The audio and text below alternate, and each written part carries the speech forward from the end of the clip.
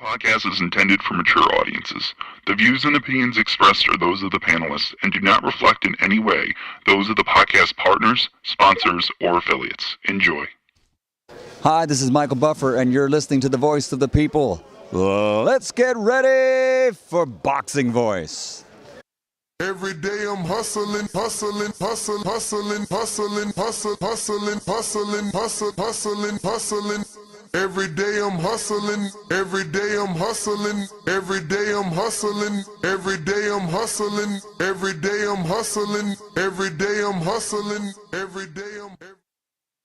You know the saying, stay hungry, stay humble. BoxingVoice.com. I'm humble in defeat, and I'm gonna remain humble in victory. This is it, right? Daladi Biansi Productions.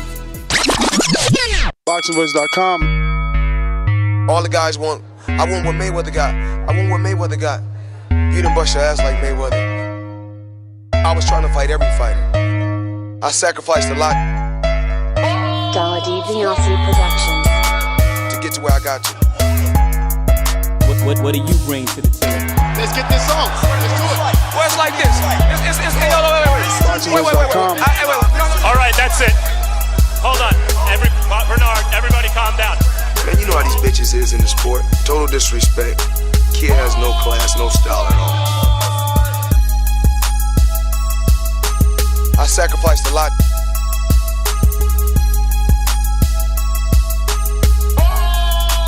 BoxingVoice.com.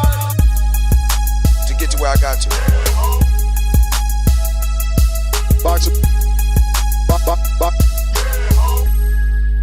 BoxingVoice.com. What up? Welcome back, ladies and gentlemen. Welcome back to another edition of the Boxing Voice Radio. It is fight week, Monday morning, for the big fight between Devin Haney and Ryan Garcia. And Devin was on $1 million worth of game and has given us a lot to talk about. I'm sure there's going to be some major debates due to what he said. And I hope that you guys can hear the first things coming out my mouth. I do not agree. I do not agree with Devin. But who am I? You know, I am not part of the Canastota Boxing Hall of Fame, that's for sure.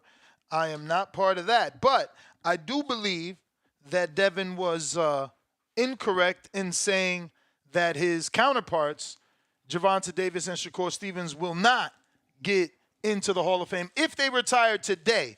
So this is a very subjective conversation because, you know, obviously I don't think anyone gets into the Hall of Fame if they retire today, right? Like, you need to wait the appropriate time to get inducted, and then you get inducted. But I'm assuming Devin means, you know, if they retire, they won't be first ballot. I'm not even sure if that covers his statement correctly because he said they won't get into the Hall of Fame. Now, I'll just play the audio, and you guys can interpret it how you please because, again, it's very difficult to understand how he actually meant it because, again, you have to be retired 3 years in order to get into the Hall of Fame. So, yeah, it's interesting this statement, and he doesn't just talk of Tank, but also T.O., Shakur Stevenson, and Tank Davis and himself. And this was Gilly the Kid that brought this conversation up on a episode of $1 Million Worth of Game where, you know, they obviously had Devin Haney on the show. So this is what we're going to be talking about. If you're interested, please go ahead and hit that thumbs up. If you haven't already done so, it's going to help with the visibility of the show. It'll help put this episode in the eyes of other boxing fans that don't know we rocking out twice a day, Monday through Friday. We will be having a guest at 9:30 a.m. If you haven't already, drop the question on Patreon or members, go ahead and do so. It is open for the lowest level membership. Lucas Body will be on the show. Go ahead and drop Lucas a question. Feel free to put your name and where you're from. This way he knows, he's got fans all around the world. We're also going to be having somebody at 10:30. I got to go check my calendar, but we'll have a second guest at 10:30 if all goes well. And again, this is what we're going to be talking about here. Devin Haney and his statement. So I'll get to that audio now so that we can all have the proper context and maybe interpret it differently because, again, I disagree. But let's get to that. And this is the episode, a little short, that Gilly and $1 Million Worth of Game put out. I'm talking to Tank Davis. I'm talking to Shakur Stevenson. I'm talking to Ryan Garcias. I'm talking to Teofimo Lopez. Do you think that any of them, as far as their accolades and what they accomplished, not anything as far as money-wise, I'm just saying accomplishments in the sport of boxing, do you think any of them are Hall of Fame fighters yet? No. I think... So, before he answers, I guess Gilly preferenced it for us, right? He says, not the money, not the fame, the accolades. With the accolades. So, before we let him answer, Marcos, welcome to the program.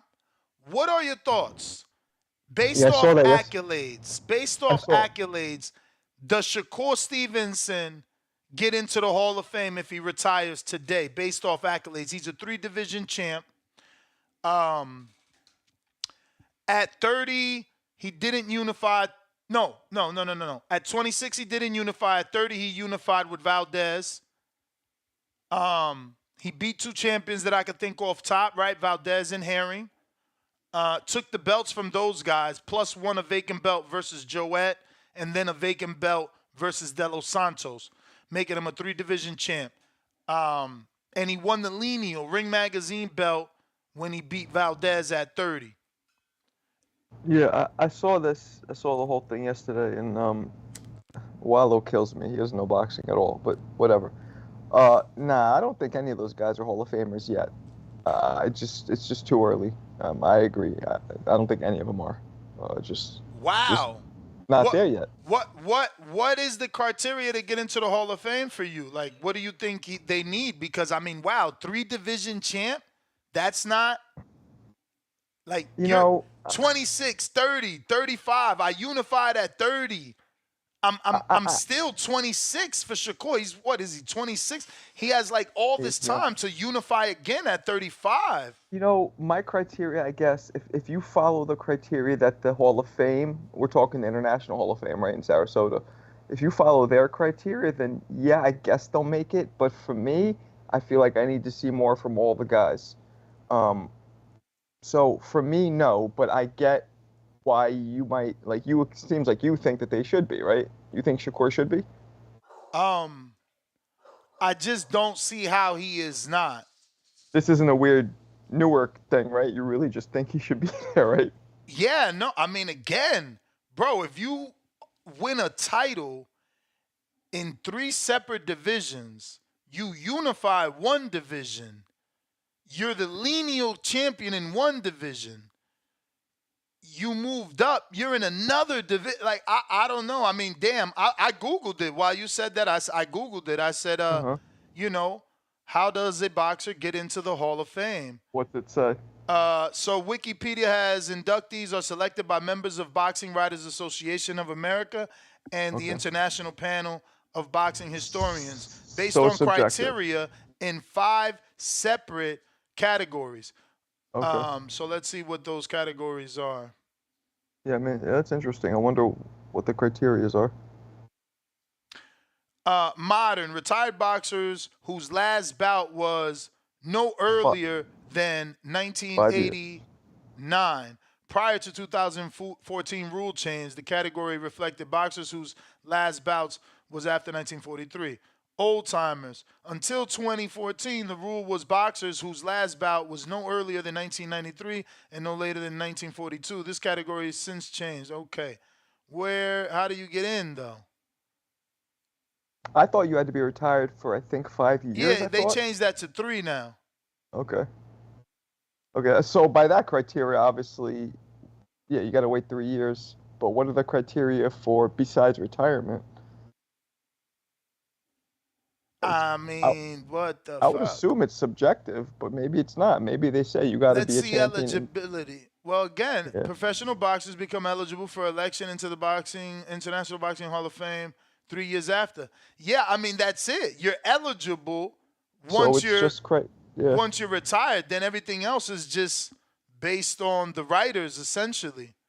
Yeah, I mean, I think they're a little too lenient with the Hall of Fame. I think there's certain people that probably shouldn't be in there, in general. But that's just my opinion. Obviously, the Hall of Fame is different, and they inducted Rocky, Sylvester Stallone, as a non-participant, though. It's still different. No, I mean, come on, bro.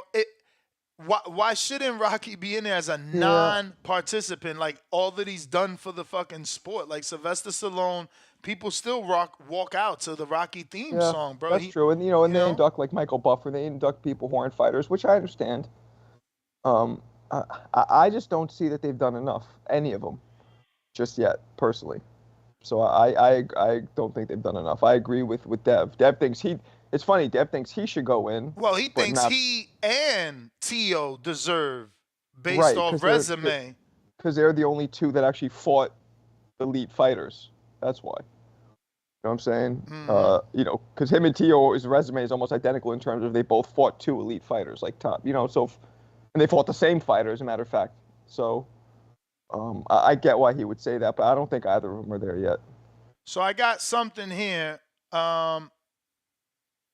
No, these are forums. I'm telling you, I'm not sure that there is a legit, boxing manager. I don't know that there is a legit requirements for the Hall of Fame. I mean, we might have to interview someone from the BWAs in order to get this appropriately answered. The president that have you gone to the Let me see if I can find out the last president, because I might still have his number. He's not the president anymore, but he might still do an interview and know the rules. Let me see. If we check their website, International Boxing Hall of Fame, did you check that? They might have criteria in here. I did. I didn't see anything, but nothing, right? Inductees.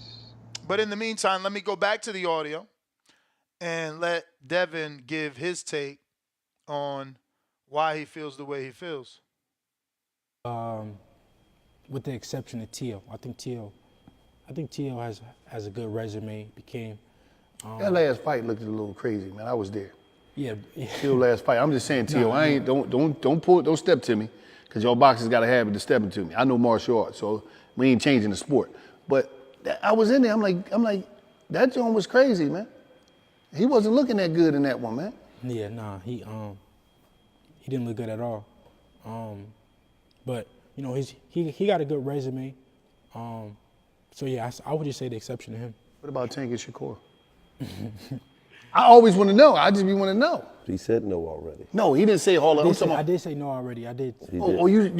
I ain't paid. I was on. So he said no already. So he feels Tio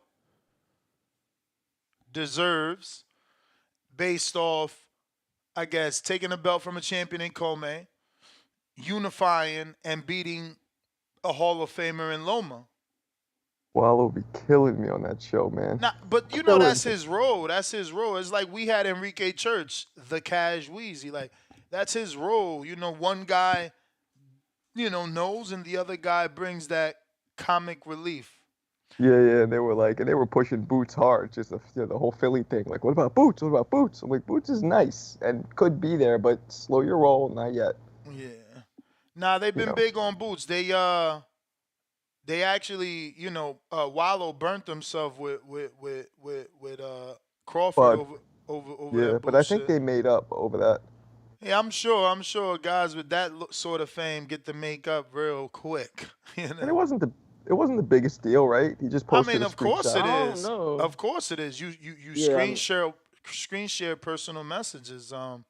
Yeah, I could see that being an issue for Bud or for anyone that is a private person and that thought that their conversation was in confidence with the person they were texting. But Right. it sounds I like was just gonna say, Danny joined us. I know when they did their one-on-one basketball game, it was only Gilly. Like Wallow wasn't a part of that Nah. episode at all. Yeah. He wasn't allowed to So come. Danny, how do people get in the Hall of Fame? Because I think Devin's wilding. I wish you guys had a relationship where you could ask him all these types of questions. Like it be tweets, he be tweeting, or Ryan be tweeting, and it's like, damn, I want the answer to that. Like this specifically, how is it that he believes Shakur and Tank aren't Hall of Fame, but T.O. is? Do you know the like what's the criteria, right? Like I mean, we've been trying to find, but I don't see anything that sticks out other than being retired for 3 years. Well, I mean, does beating Josh Taylor and Loma qualify for being in the Hall of Fame? And for Dev, does beating Loma and Don't forget Comey. He took the belt from a champ. He beat a future Hall of Famer in Loma, and he beat a lineal champ and former undisputed in Josh Taylor. But that's what Devin's looking at. So does Josh Taylor and Loma, does that a Hall of Famer make? I mean, because that's really. I say yes because I thought that undisputed was the highest achievement in boxing. So if you beat an undisputed champ, where are you? Like, how do we rank you? I don't know. Danny, what's your thoughts? So I only saw the clip, right, that Gilly and Wallow had. I didn't see the episode itself, but I think like Tio's like the for sure guy right now, right? And then but like arguments can be made. Well, for why Tank is and Tio the Shakur. for sure guy in your opinion? We talking a total of like 9 titles, 9-time world champ, something like that, or 8-time world champ, something like that. So, Yeah, right? man. Or am I tripping? No, you're. I don't know. You might, I don't know, but I mean, think about this. Think about this. Beat the man that was a man. You're saying in both, T.O. in both divisions, but you're saying T.O. is or one of. But you're saying T.O. is a shoe-in.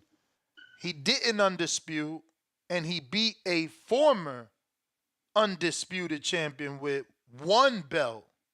Yeah, both times lineal though. Okay. He didn't. You right. He didn't undispute, but both times lineal. So you know, I actually, unlike the IBO, I acknowledge the ring. You know, I appreciate the ring and what it stands for. So it's not all belts though. I think that me personally, I feel like I would put Tank in there right now too. Just because when you look at it on paper, you talking about a 3-division world champion. But yeah, I think we gotta find the rules and what category you get in, right? Because there's like a modern day, then there's like the you know, there's different categories. Yeah, but the modern day, I thought that just had to do with the new rule of waiting 5 years and now waiting 3 years. Here's what it is. I'm looking at all these inductees, right? We're talking Larry Holmes, Holyfield, Marco Antonio Barrera, Yeah, but Spinks, you Tapia. looking in the old. Look at this year's inductees or last year's inductees. I'm looking at modern category. That's what I see, right? So, and my point is, it's too early to tell.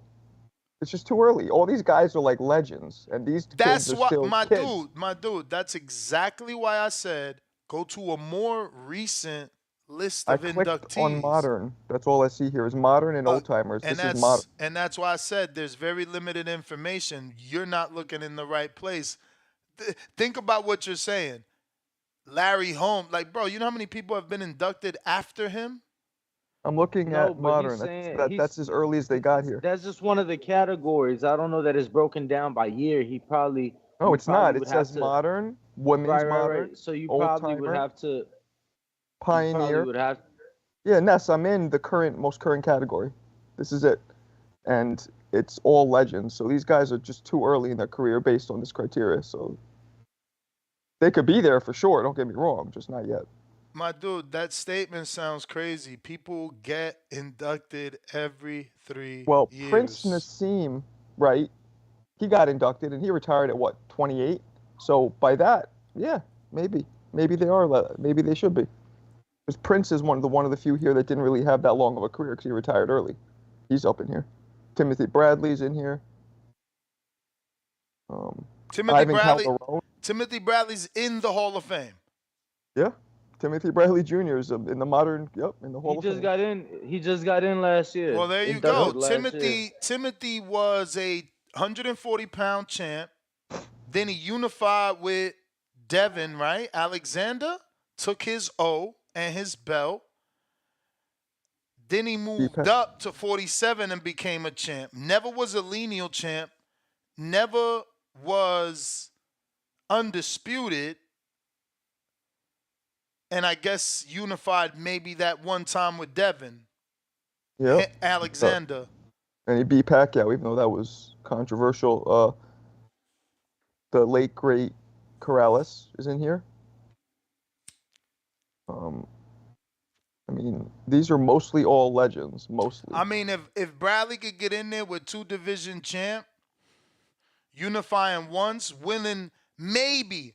I could see maybe they gave him the lineal. You would have to check if they gave him the lineal for the Devin fight because Amir Khan was still popping at that time. Oh, bitch. Very hard for them to give him the lineal on that fight with Devin, but I do remember him and Devin being like, you know, it's unfortunate that fight didn't really sell. It was curtained off and things like that, but like it was a all right, bust this one. Quote unquote anticipated fight. Ken Norton's in here. Ken Norton was awarded the championship for literally a year, awarded it and then lost it. So Ken Norton was a one-time champion, not even winning it in the ring, and he's in here. Yeah, I mean, again, so does that mean last year? So does that mean it could be based off more because wasn't Norton known as a puncher? Yeah, Norton had classic fights. People believe that people believe he beat Ali all 3 times. No. I'm saying people believe that Wilder will get in because of the 10 straight title defenses and because he's a big puncher. Right, but Wilder's achieved so much more as a heavyweight than Ken Norton did. So much more. And that's the point that we're saying why Devin is wrong, because everybody's in the Hall of Fame. You know, like you said, Norton has 1 belt, not a multiple division, no lineals, no unified. Bradley, 2 divisions, no undisputed, 1 unified, and they're in. So, you know, it's not really. It's subjective as shit, it looks like, to the panel, whatever the name, whatever it was called, the inductors, whatever. Yeah. They said Tim Bradley was twice unified champ, 2 times at 147. Who do you unify twice at 47 with? I don't got box rec open, but I guess I need to pull it up. I don't want to take any of his achievements away. I know he unified at 40 with Devin, but I will check. Tim Bradley. At 47, maybe Pacquiao had more than 1 belt? Never won a ring belt, they say. It would be hard for him to win a ring belt with Pacquiao and Floyd in the division with him at that time. All right, so he unified. Oh, shit, he unified twice? That's what it was. He unified twice at 40?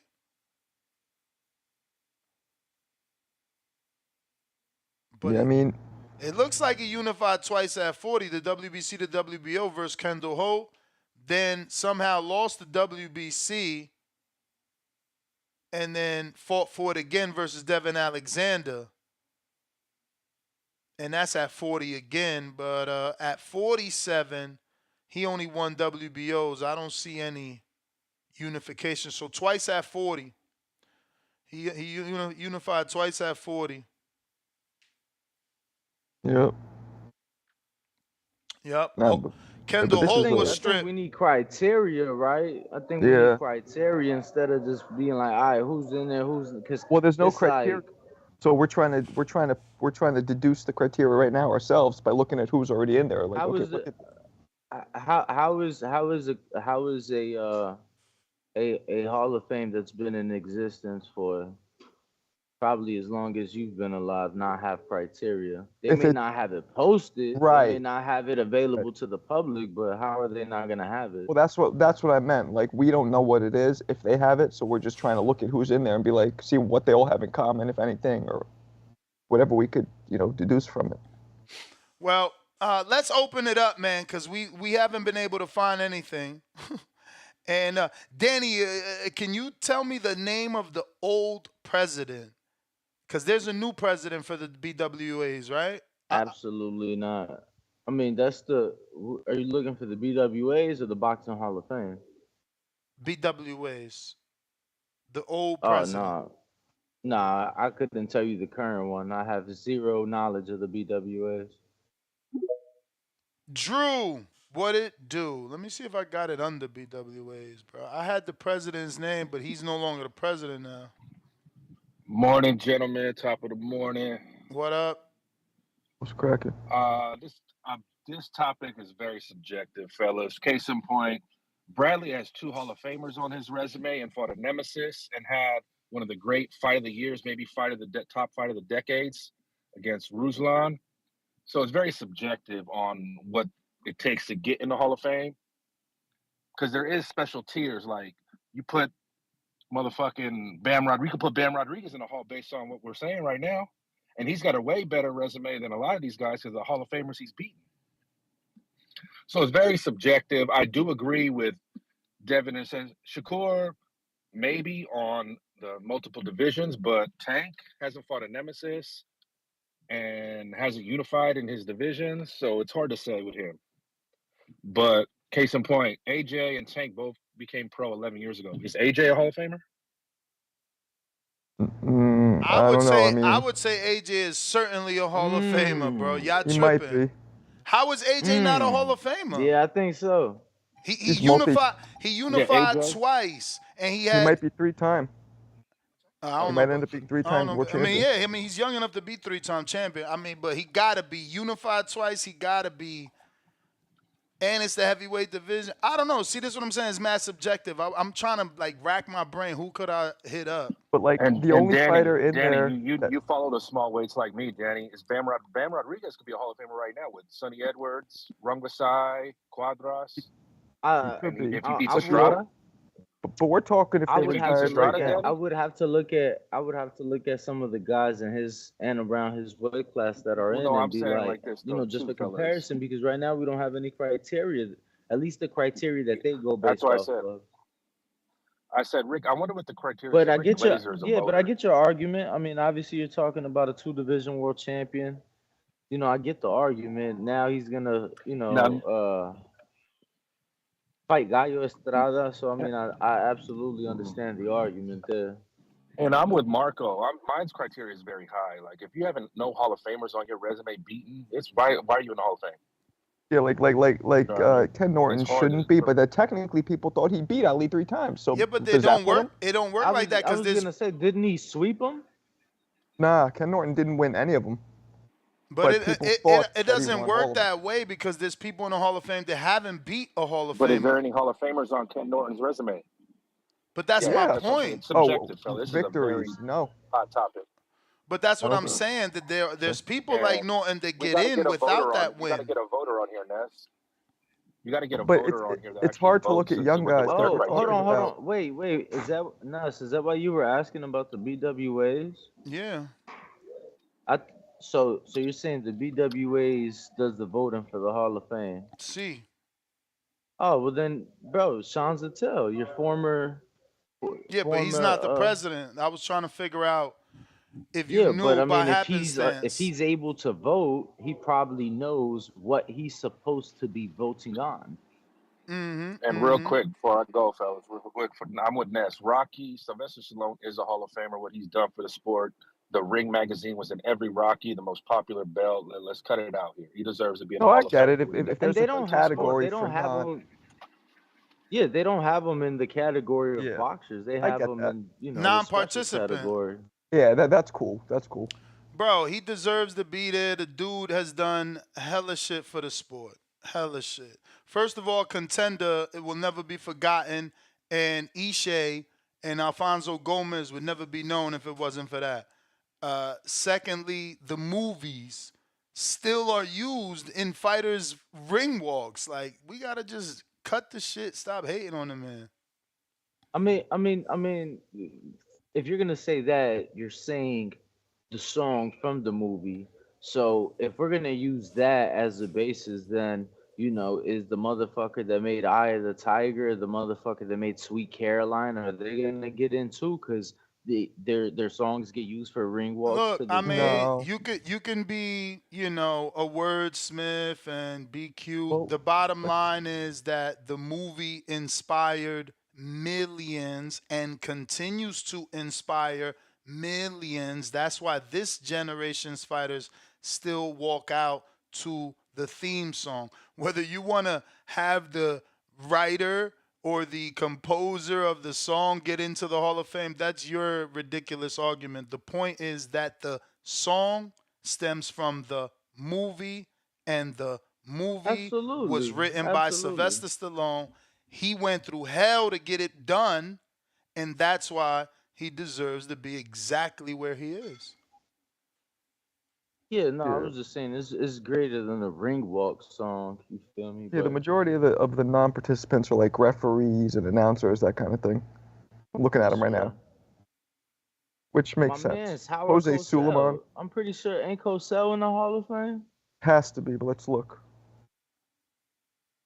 Pretty sure Howard Cosell's in the Hall of Fame. Yeah, I mean, I wouldn't put it past it, Nope, I don't see him here. Not no, he's not in the And you was non-participant section. wrong. You was wrong. You old casual. Come on, bro. Norton did beat Ali. I knew I wasn't tripping. Oh yeah, Oh yeah, like yeah. he got box No, rec I open. didn't say he didn't Like beat he Ali. got I box rec said that he open, should've- Danny.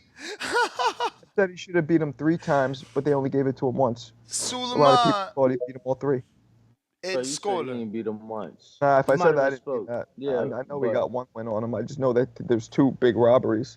That yeah, but the second I Good morning. I Good remember morning. that second fight being a split Yo, decision. Supermax I said, thought it remember went the that other way. guys. Supermax said, remember guys like Fernando Vargas and Antonio Tarver are not in the Hall of Fame. Good morning. Good morning. What Tarver's up? not, but he should be. But that's the point that we're making, my bro, that this shit is So mega subjective, especially based off the fact that it's writers that vote you in. How about if you're a writer? How about if, subjective? yeah, it's subjective, because how about if you're a fighter No. that the writers don't fuck with? This No, like yeah. Guillermo Rigondeaux is not a darling with the writers. It may take him forever to get voted in. Yeah, but that's a good point. Like, Ken Norton should not be there over Tarver. There's no way. Yeah, but Ken Norton Well, beat Ali at one time. He we broke his have to jaw. remember He though. beat Ali Okay, once ladies to and the caller. He beat him ladies and once. We have to gentlemen, remember hello. though. Yeah, we hear have you, Suleiman. we have to remember. Yeah, but We have to he's saying remember something that. incorrect. Ken Norton broke Ali's jaw in the first fight, and he won the fight. He Yep. won the fight. Ken Norton got a win over Ali. So And does Ken that Norton make him a was Hall of almost- Famer, the 1 win? Because all the others are Okay, losses. wait. Foreman. He got a win over. Okay, first of all, let's look at the resume. Ken Norton's resume. Ken Norton is a fantastic heavyweight, bro. He did He things. He wasn't even lifting weights. He was a Marine that became a professional fighter and was a fantastic heavyweight. He was wiping out the division. When he fought Ali, he broke his jaw, man. And he won the fight on points. Then on top of, and then he lost the rematch. He lost the rematch, and he lost the third fight. Arguably lost. He got to fight for a championship of the world, got knocked out in 2 rounds by George Foreman, right? And then on top of that, he became WC champion because he He What's your was given the argument, belt. bro? He was awarded the My belt. argument is that he's a Hall of Famer, bro. That he's a Hall of Famer, bro. Nah, does Ken Owens one a win Hall of over Famer. Ali make No you a Hall shit. of There's a Famer? website telling us that. Does one win over Ali make you a Hall of Famer? Because that's really his only notable win. It's Okay, how about Ali, the though. I'm asking. No, I'm not asking saying you. I I'm disagree with asking it. you. What about one win over Floyd? Does that make you a Hall of Famer or no? Because look at all that Yes. Floyd's accomplished. Yes. Like, I don't know why y'all make it more difficult. That's the issue that I have with pound for pound. If I beat a pound for Okay, pound fighter, I will question. I should I take got an his example. A guy that just position. passed away. A guy that just passed away. Ricky Parkey. He passed away at 67. Fighting from cancer, fighting for lung cancer. Right. He fought Larry. He became champion, IBF champion cruiserweight. Right. He fought in a unification against Evander Holyfield. He was giving Henry Holyfield everything. Holyfield wore him out, knocked him out. Is he a Hall of Famer? In my opinion, yes, because he was an IBF champion. He fought a lot of champions. He retired with 20 losses, but he deserves to be in the Hall of Fame. He was IBF champ. He fought Evander Holyfield, who is a Hall of Famer. So this guy's got to be put in the Hall of Fame too. You know what I'm saying? So that category, it has to be for guys that fought Hall of Famers, like you said. I agree with that. You know what I'm saying? And Fernando Vargas, in time, Fernando Vargas is gonna be included because he's a trainer now. He got a whole bunch of kids that are fighting right now. He's gonna be included for a trainer. Like he still ain't get inducted Including for a fighter. And also, but who did Fernando beat he fought to De La warrant Hoya. him being in the Hall of Fame? Yo, you heard? Excuse him? me? Who did Fernando beat to warrant him to get in the Hall of Fame? Yeah, I'm waiting because I don't remember anybody. First of all, he was an Olympian. Okay, he was an Olympian, right? Highly accredited Olympian. Lost in the Olympics. Became a pro. Was one of the youngest champions at the 154-pound division. Was highly accredited. He was also a nemesis for Oscar De La Hoya when he fought. I mean, and he also was a headliner. He was a top headliner, top draw fighter. None of that makes you a Hall of Famer. Yo, Isak Cruz a Hall of Famer because he's Tank's nemesis, and he won a world title. I've never been happier for a bell to ring. Guys, we have to remember it matters when you go in. What's the only piece of criteria? Like, people aren't even looking at the only piece of information right fucking in front of them. What's the only piece of information that you have, Nas? That you got to do what? Be retired for 3 years. For how long? Okay. So it matters who you get inducted with, really. Well, the hypothetical is if they retired right now. It matters when you retire because that's when your window of eligibility opens. So people need to understand, right? When that window of eligibility opens, boom, that you said 3 years, right? That 3-year mark hit. So now if anybody else retired in that same year, that's who you're going up against. And then on top of that, you're also going up against the other people that have been voted for, just not voted in past years. So you have all these people on the ballot. So yeah, a lot of this shit you got to look at too when it happened, because it was some years, guess what? Slow year. Not many people retired 3 years ago. So now we have, you get what I'm saying, a not so strong year. Yeah, but it's not like so competitive window. It's like, look at Mark Breland, greatest amateur of all time, semi-mediocre pro. Should he be in the Hall of Fame? Watch out before Clarissa come get you. Now, I mean, like, and that's another thing too. Breland should be in the Hall of Fame, no? My man's was mentioning, what you did before pro. Like, does that matter? Well, he wasn't the Hall of Fame purpose? I think as a totality, it looks better on the resume to be a silver gold medalist. But I don't think if you're not a medalist and you went on to achieve what Crawford achieved, it's going to hold you back. Because it's like, look, Crawford's 2-time undisputed. He's won how many titles, how many lineals? Just because he didn't win the medal, is he not Hall of Fame? Like, but let me get to a caller. And before we get to the caller, let me get to these super chats. We got Chad in Canada, $2. He says, Tio has barely any title defenses. Gentlemen, does that matter? Is winning the belt the same as defending the belt? And that's what I was brought up on. It's a phrase that doesn't exist in black and white, but it's a phrase in the sport before we got in it. you ain't a champ till you defend your belt. Now, granted, who the hell you gonna say ain't a champ if he won the title? But like that was a Well, phrase in this sport. If you don't it make a seems like defense, you ain't a champ. yeah, it seems like impact on the sport matters. Obviously, like Prince Nassim had a huge impact while his career, you know what I'm saying? Norton had a big impact. So I think they take impact into consideration too Impact. What on the exactly does sport. that mean? Isak Cruz has impact. No, Tank has impact. Prince Nassim had impact. Isak Cruz is not at that level. Wait, slow down. Because now I need you to explain because Nassim wasn't on American pay-per-view, but you somehow. Well, Prince was fought at a time when being on HBO, that was the pinnacle. You know what I'm Okay, saying? and that's fine, but he wasn't on pay-per-view, so what sort of impact did you have if Well, you because needed. that Let me wasn't the finish my pinnacle. sentence. What sort of impact can you have if you have to be seen on a paid network? Selling out, having tons of people come and watch you, know who you are. I mean, Yeah, he I was mean, he was well, like he would sell out Nash, arenas. He was huge. Nash, so Prince. I don't know if he's correct in the statement of the impact when in regards to Prince Nassim, but if you talking about what type of impact can you have behind a paid wall? I mean, the one with the biggest impact of them all was behind the paid wall for a majority of his career, Floyd. So Well, remember that Floyd and Oscar did not start behind a paywall. Right. That's the issue. Floyd and Oscar yeah, were. but even when he was champ, like he wasn't always on pay per view, but he was still on HBO. Yeah, and Prince Nassim, Who? the only Floyd? Hall of Famer he beat, and I'm not even sure if Now, Kevin Kelly's in the Hall of Fame yet. But that's it. and to answer your Fernando question, he beat Winky Wright, who's in the Hall of Fame. Yeah. Kevin Kelly's not in the Hall of Fame, so Prince, I don't think beat one Hall of Famer. So he's in for what he brought to the sport, his impact. Well, there you go. Well, then you know Tank getting in if it's based off impact. You know For what I'm some, saying?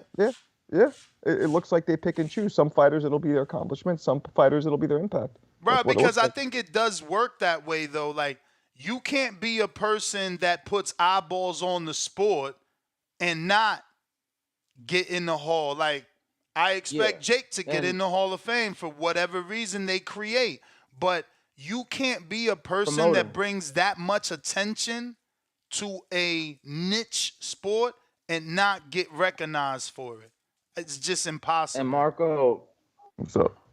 I knew I wasn't tripping. Cosell is in the Hall of Fame under Observer. Observer. Okay, I looked under Yeah. And I'm what is pretty it? sure that they might even have like Oh, a shit. subcategory within there for the media. Yeah. Larry Merchant's up in there. Oh, Yeah. shit. Shout out to Merchant. I Yeah. got. Now Observer. Y'all Cosell never was one even of those answered. guys. Oh, One of those Pioneer. guys. Y'all never answered the super chat. Pioneer. Y'all never answered the super chat. What is it? Tio has barely any title defenses. Does that matter to y'all? To me, T.O., none of them are in the Hall of Fame just yet, to me. But Danny? that's me. I think my rebuttal to that or my counter to that would be he took it from the champ.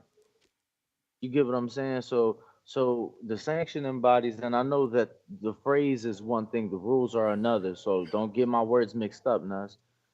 Because obviously the phrase exists, you're not a champ till you defend your belt. Sanctioning body says if you take it from the champ, you don't have to make any mandatory defenses for a year. So I say that if you take it from the champ, then you should be awarded that benefit of the doubt, if you will. And that's a lie. Let's be clear. He defended his IBF when he fought Lomachenko. That was a unification fight. So let's not forget that. Like he was already world champion when he beat Loma. That is a title defense. Yes, it was a unification, but that's still a defense of that title. You know, if there was a mandatory in line, step aside or what have you would have had to have been paid. So yeah, he has a title defense. All right. I got RRT boxing with Mr. A. He says easy. Norton and Bradley got wins over Hall of Famers. Tank and Shakur don't. Hashtag Hardin, 3 faces in clouds of Hardin But smoke. Tank and Haney might.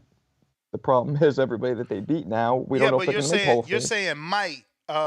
Devin. But we don't know. Yeah, That's why. but again, context is important. The conversation was of your contemporaries who gets in today, not nobody if they because, might. Yeah, nobody because none of the people they beat are Hall of Famers yet today.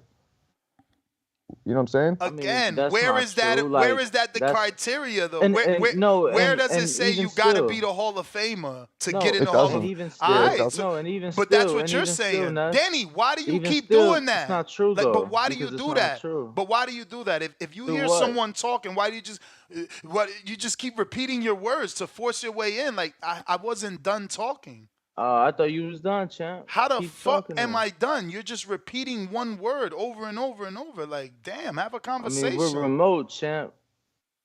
Use them ears. Listen.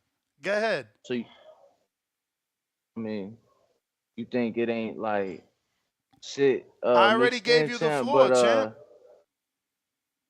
yeah, I don't know. I don't know. That's why I was trying to get it out. You know, me and you the same, bro. If we don't get it out, we forget. So, I forgot. All right. Well, looks like we got our guest Lucas Body from Canada. He's gonna be fighting in Niagara Falls. Lucas, what's going on? Gentlemen, how you doing? All good. How are you? Fantastic.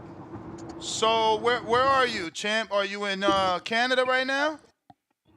Yeah, I'm in Canada right now. I'm just actually on my way to train. It seems like this has been a long time coming, man. I feel like I've been following your career for so long, and now you finally get a fight on television. It's going to be live on the Zone, and you'll get an opportunity to show the world what you got. Absolutely. This whole time I just needed opportunity, and I got it. I'm fighting the top 10 guy in the IBF. So this is my time. This is my opportunity. And you get to show that you're a draw. I mean, your promoter Phil LaGreco, manager. I can't remember at this point, but I know that you're affiliated with Phil LaGreco, and he's been saying you've been a draw in Niagara Falls for some time now. You get to prove it. What sort of a state is it? A stadium, arena? How many does it hold? You know, what are we looking at? It's a convention center. There's about, I think there's 1,700 seats. Okay. So this will be how many times now that you headline there? As a pro, three or four times. This will be third or fourth. And this is the first international television, correct? Actually, the one in 2022, that was also on the Zone. Sorry, last summer. Last summer was also on the Zone, and that was for the IBF North American title I got. Now, as far as you know, this will be on the Zone USA, or is it the Zone Canada only, or how's that work? Do you know those details yet? You know what? I'm not 100% sure on that.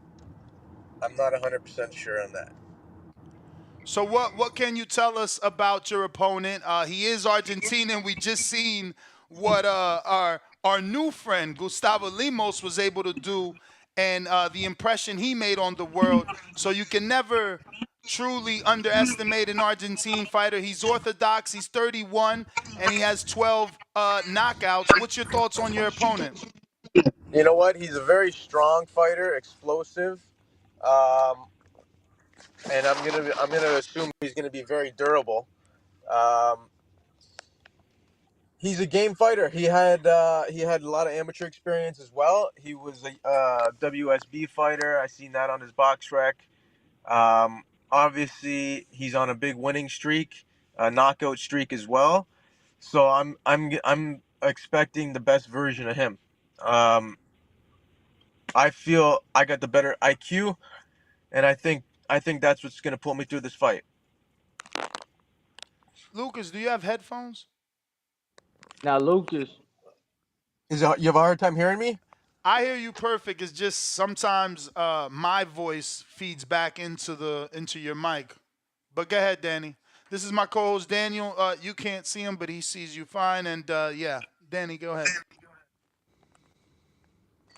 Yeah, I just wanted to ask. You've had a few 10 rounders scheduled, but you've only been the distance one of those times, and obviously this is a 10 round fight scheduled.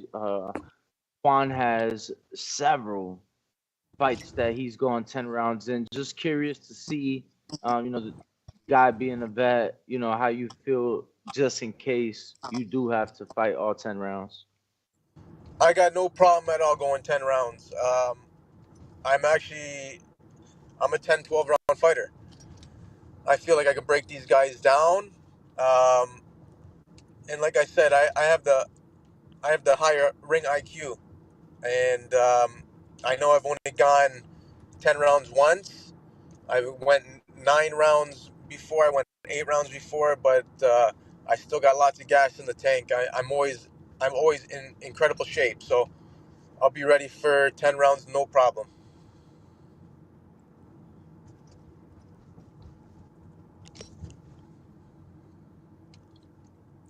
Danny, you Now, done? for you, Oh. what type of camp has this been? Talk to us about the preparation. How long have you known about the fight, and how long have you been in camp? You know what? I've been in camp. I'm always in the gym. Um, and as far as this camp, I I've known about since this fight in particular since March. But I was supposed to fight back in December, January. We had a few postponed dates. So I've been in camp basically since November. I'm never out of the gym. I'm one of those guys that stays in the gym even when he's not fighting. So um, yeah, I'm always going to be in shape. And when it's time to start fight camp, it's more fine tuning for me. It's not getting shape. It's not fat camp. It's more fine tuning. So Lucas, last we spoke, which was about a year or more ago, you were coming off of a hand injury. How is that? And were you able to recover, 100%? Yeah, I broke my hands pretty bad. I had some surgeries, but I've had 5 fights since, and I've had some good luck. I haven't had any issues with them since, and I get a good guy to wrap my hands. I got the best gloves. I wear Grants, and I haven't had any issues. And I've been throwing some cannons, so it's not a worry anymore for me. That is something that you're known to be a puncher. How's the hand felt? Have you been reluctant to let it go full steam because of the injury? My first 2 fights back, I would say yes, but now, now no. I don't hold back at all. No way. I could throw without thinking about it now. Do you know what I mean? My first 2 fights back, I was a little hesitant on throwing the big right hands and big shots, but actually, funny enough, those are the only 2 fights I went the distance. So you used to come out to America a lot. Have things changed? Have you been in Canada? Because I know you spent some time in LA getting some sparring. Has that changed? When the last time you've been to the States? I was just actually in Vegas a couple weeks Oh, ago. So damn. yeah, I still do lots of traveling for training and sparring, whether it's Vegas, Florida, wherever I could get it. I'm willing to travel, no problems. So what gym you were at in Vegas? Um, I was at Top Rank. Oh. Um, yeah, most of it was at Top Rank, and I was Did you also at this spar? other gym. No, you know what? There was no lightweights in the gym. Devin's a lightweight, man. I missed them. I missed them. I left. I They had my flight booked, and then I think he came in the next day. I was hoping to get some rounds with him, but You should have told me, man. My co-host is Yo, like his hold best on, hold friend. on. Nah, were you Whoa. wait. Were you what's his name? Ryan? What's our boy from Canada? Ryan, Ryan right? Frazier. No, he wasn't with Ryan though. No, not with him, but do you know him? Ryan Frazier, Joshua Ryan Frazier. Frazier. Yeah. I think he had actually hit me up to set up the sparring, but Oh, you left to okay. Canada. Yeah, and you left to Canada, cause once Dev said yeah, I think you were leaving to Canada like that Monday or Tuesday or something, and he was just Tuesday, getting yeah. back Why from you ain't LA. cancel that Yeah. flight, man? You needed that work with the champ. I know, I do. You're 100% right. Yo, tell Phil Greco get the round trip back. Oh, it's too late. Devin's in fucking New York. It's fight week now. But there's a lot of people in Vegas, man. Next time you come, hit me up, bro. I live out there. I'll be back out there in another few weeks. And my co-host next time he's connected. Yeah, no, I was gonna say next time, cause Ryan hit me up when you were already in Vegas. Like next time, if you could like couple weeks out, that way the shit can get set up and you absolutely. kind of know what to expect. Now I know. So get you some work with Carmel Moulton, man. See if you're really good. Man, that kid's a stud. I see him train. He's a little small for me, but he's small for me. But that kid's a stud. No, he spars up. Believe me when I tell you, he spars up. I believe he does. I believe it. I was watching him spar in the gym. You've seen him in person. Oh yeah, I've met him. Yeah. Okay. Really nice kid. He's actually a very humble kid. How much really taller humble are kid. you than him? Just to get a gauge, because I've never met you in person. We've been interviewing forever. It says you're listed at 5'9". That's tall. Yeah, I'm about 6'2".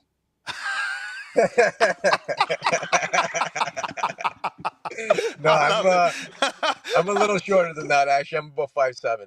But I'll take the 5'9". I'll take the 5'9". Yeah, because I'm about to say, God damn, that's almost Crawford's height or bigger than Crawford. Hey, champ. I didn't want to say nothing because I did see you in top rank. I think I had met you had like a trainer with you. But yeah, I was like 5'9". I'm like, I don't remember him being 5'9". That must make it. That must make it harder to get. Yeah, he was. Yeah, I just didn't know it was you. Like, I met your trainer. I saw you train. No and then footage. Later that day. No footage. Later He ain't that getting day, no footage, Lucas. Later that day, Ryan reached out, and that's when I'm like, oh shit, I just met him, and then you vanished.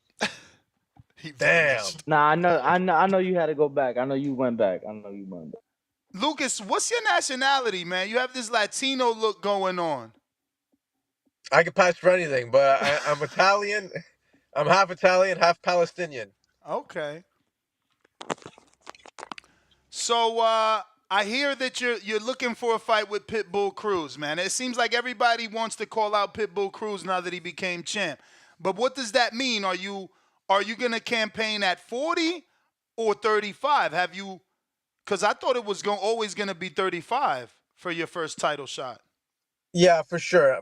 I plan on sticking around at 135. But hey, if an opportunity rised, I would take it at 140. Absolutely, 100%. And I don't think Pitbull's a very big 140 as it is, so I'd have no problem moving up. But yeah, at this stage, of course, people are going to be calling him out. He's the champ. Everybody wants to fight the best, and that's just what it is. Now, you're going to be highly ranked in the IBF after this fight. Right now, you're 12. Juan Carrasco is 10. And then, George Kambosos and Loma are fighting for that vacant. What's your thoughts on the championship fight between the two of them? Who do you have winning? And who do you think you match up better versus? It's a good question. You know what? I have a hard time thinking that George is going to pull off another big upset. But this is boxing. You never know. Anyone could beat anyone on any given day. Now, as far as who would I like to fight? I I've had my eye on Kambosos for probably four years now. Um, I love that fight for myself, and I'm hoping that I'm not looking past Carrasco. I still got to take care of business May 11th, but after that fight, I'm gonna be campaigning for the IBF title for sure.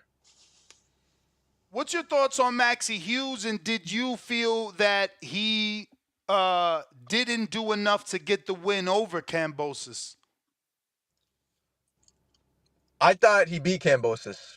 I thought he outboxed him. Maxie's a great fighter. He's a great fighter. Um, I know he just got beat pretty badly by Zepeda, but that's just one of those things. Styles make fights, and I think a guy like Zepeda, you gotta have power to keep him off you, or else he's not. Like, he didn't respect Maxie at all.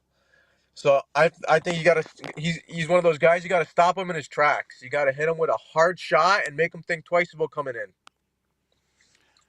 Yeah, you're talking about power, and that's what excites me to see how real your power is going to be. You're 15-0, 13 knockouts, so we get to see now, because this is a decent opponent where you can make that name for yourself. Yeah, exactly. I'm ready to show the world what I'm capable of. And I think a win after a win, your phone starts to ring. If not yours, obviously Phil LaGreco. Specifically, what's your thoughts on Keyshawn Davis, and do you think that you're ready for a fight with Keyshawn? He's in your division 135, highly ranked in the WBO. Probably be looking at title shots, but again, you never know if you get that phone call.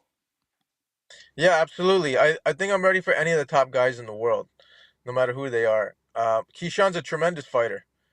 He's a great fighter, and he looked great his last outing. But like I said, I'm at that level where I'll match up with anybody in the top 5, top 10. Doesn't matter. I want all the best fighters.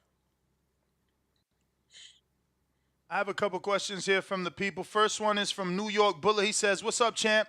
Who were some of the fighters you looked up to when you started boxing?" I was a big Mayweather fan, but I was also a big. I loved Costa Zoo. I loved his style, and I'm actually a big fan of his son Tim as well now. Um, yeah, I would have to say guys like Costa Zoo, even Canelo when he was coming up, Sugar Shane Mosley as a lightweight, amazing fighters. I try to take as much as I can from all these great fighters. I got my own style, and I don't try to mimic any styles, but I try to take little pieces of the puzzle from everybody. This is a long one, and this one is from Benny. What belt do you see yourself going after? And who do you think is the most challenging fight in the division if presented the opportunity to fight a highly ranked contender like Keyshawn Davis, Floyd Schofield, Mark Chamberlain, or Andy Cruz? Would you fight them for their position in the sanctioning body, and how do you see those potential matchups going? All right, that's enough questions. Just 2. That's a lot. That's a lot. You know what? I think we're gonna be going the IBF route. Um, I think we are. The reason why is because, man, you get that mandatory and you're guaranteed that fight. Regardless of politics. I just had Exactly. Mauricio Suleiman on here, and he tried to tell me that he's happy he's not known as the sanctioning body that strips champions. I'm like, bro, I see how you're trying to paint it, but, for the fighter in your position, look, you believe they're going to do their job. Whereas if you go with a WBC, you never know. You just never know. It's pretty unfair. But Yeah, I'm glad that you see that yourself as a fighter. for sure. Like with not having one of the, there's only 3 major promoters with the networks, and without having one of those, I got a local promoter. He does a great job with me. Lee Baxter. Without having one of the major promoters, it's tough to get those opportunities. And I feel like with the IBF, I'll put myself in a position where How long they don't have you have. been with Lee Baxter? I'm sorry, because I mean I've seen him help several people get to the big stage. Isn't Samuel Vargas one of his biggest fighters? Yep, yep. He's recently retired, but he He was a got Lee Baxter Samuel. fighter from the beginning. He got Samuel numerous opportunities on the big stage. Huge, yeah, huge fights, huge fights. He did very well with them. I've been with Lee for about a year. Okay, okay, so it's a new relationship. Yep, And the yep, last two fights you're saying are on television. This one and the last, so he's doing all right. yep, yep. Exactly, exactly. All right. So again, his question was, which fight is the most challenging in the division? Is it Keyshawn Floyd Schofield, Mark Chamberlain, or Andy Cruz? Out of those, um,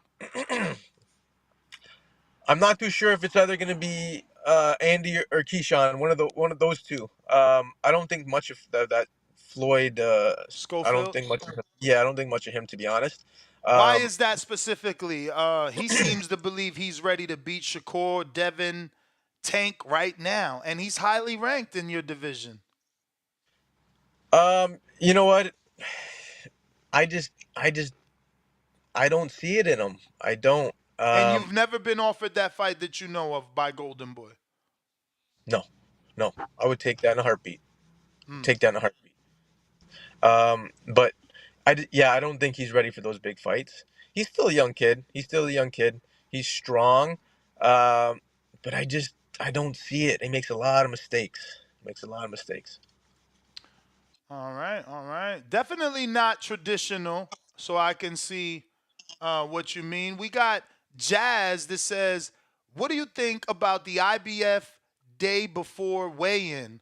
You know, that 10-pound restriction the next day.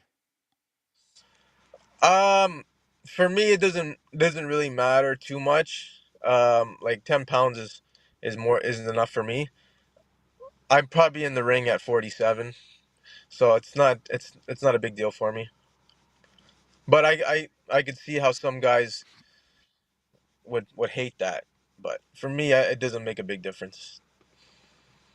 All right, all right.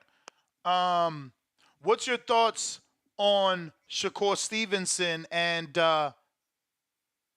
would you take an opportunity versus him right now?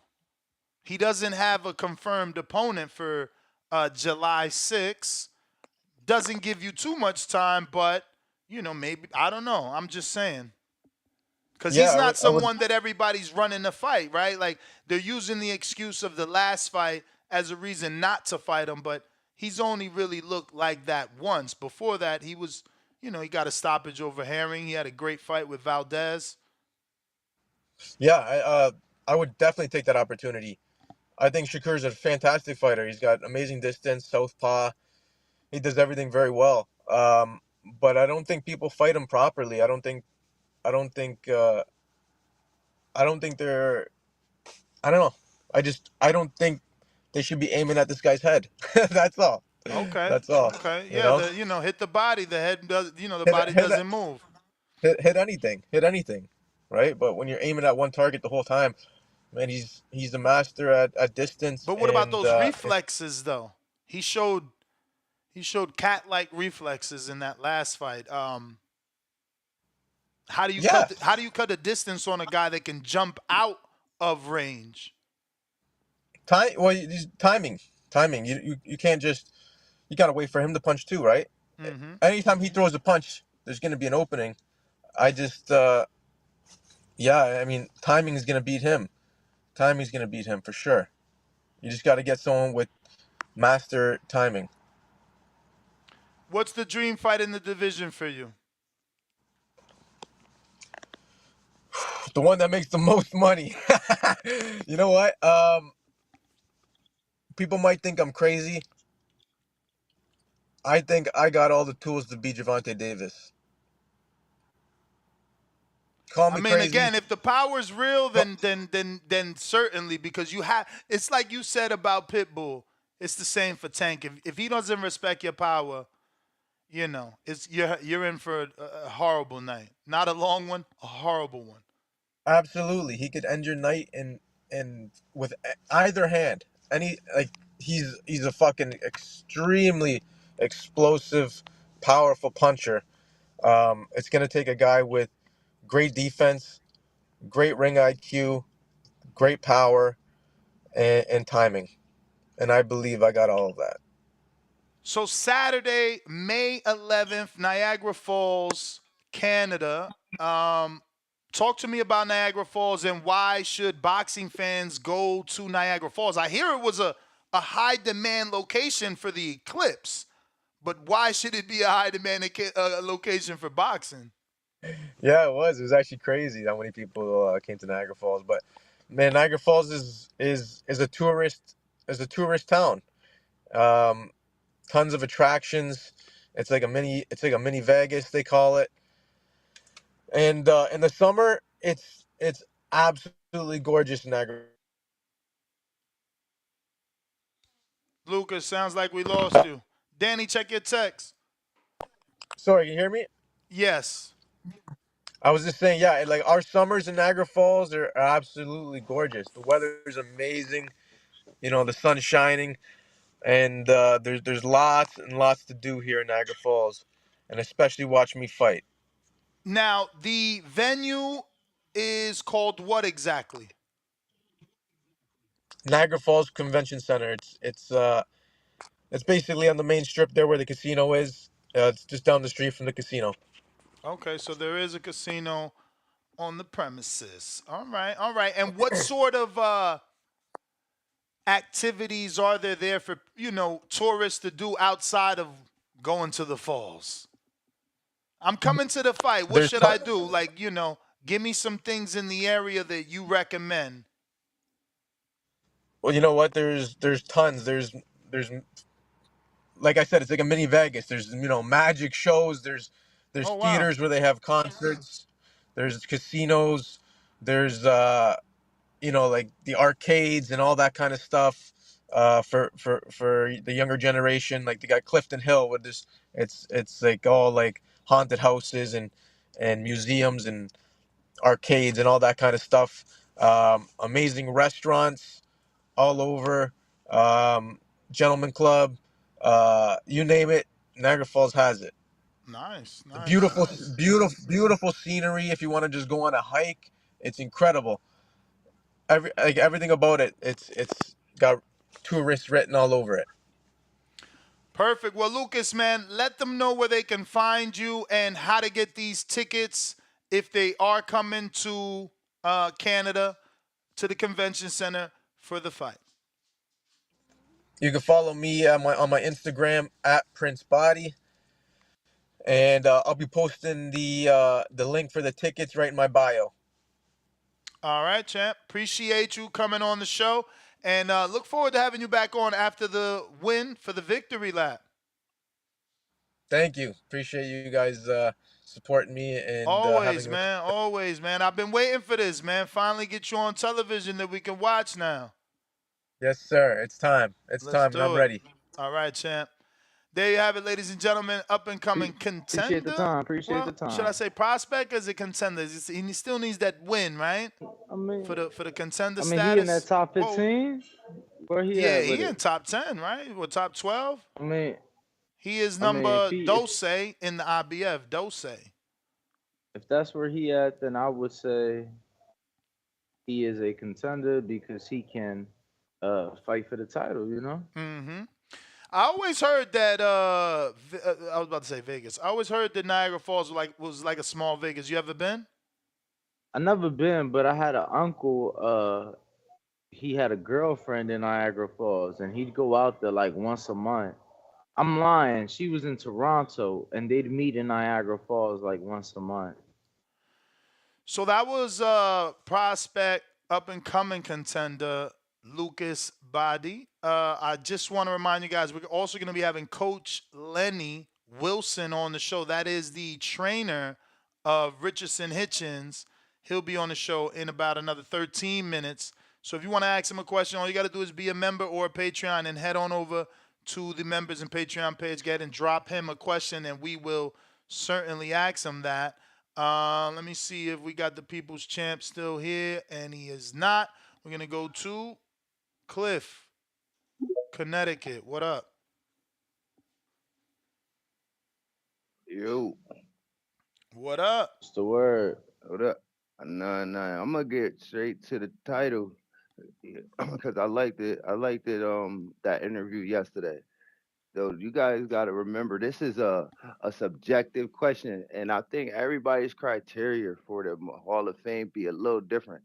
But let's the boxing Hall of Fame criteria to me is one of the more lighter criteria. You don't have to be that special to get in. So I would think they'll both get in, but I'm gonna tell you what it should be. What should be is Shakur. He is unified at 130, right? And then he's champion at 135. That's two divisions that he's gotten belts and he unified in one.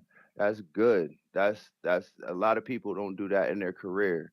So he should be able to go because he did that at his young age before he turned 27 or 28 years old, right? Now, Tank, this is the controversial one. Tank does not deserve to make the Hall of Fame because Tank has like no belts, right? Has he ever gotten not an intern belt? Because I know y'all like to count those. He don't have no true belts, does he? Not right now. No, he does Of got course one he right does. now. But that shit was emailed to him. But I guess you got to count it, right? I guess you got to count it.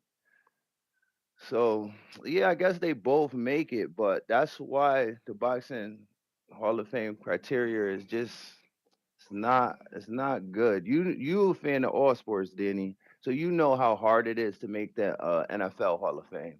You truly got to be one of the greats in the sport in your era, like really like the great amongst the greats. There's people every year left off that list that we remember, like Ocho Cinco or there's tons of players. We go down a list, and it's hard to get in there because they really make it for the best.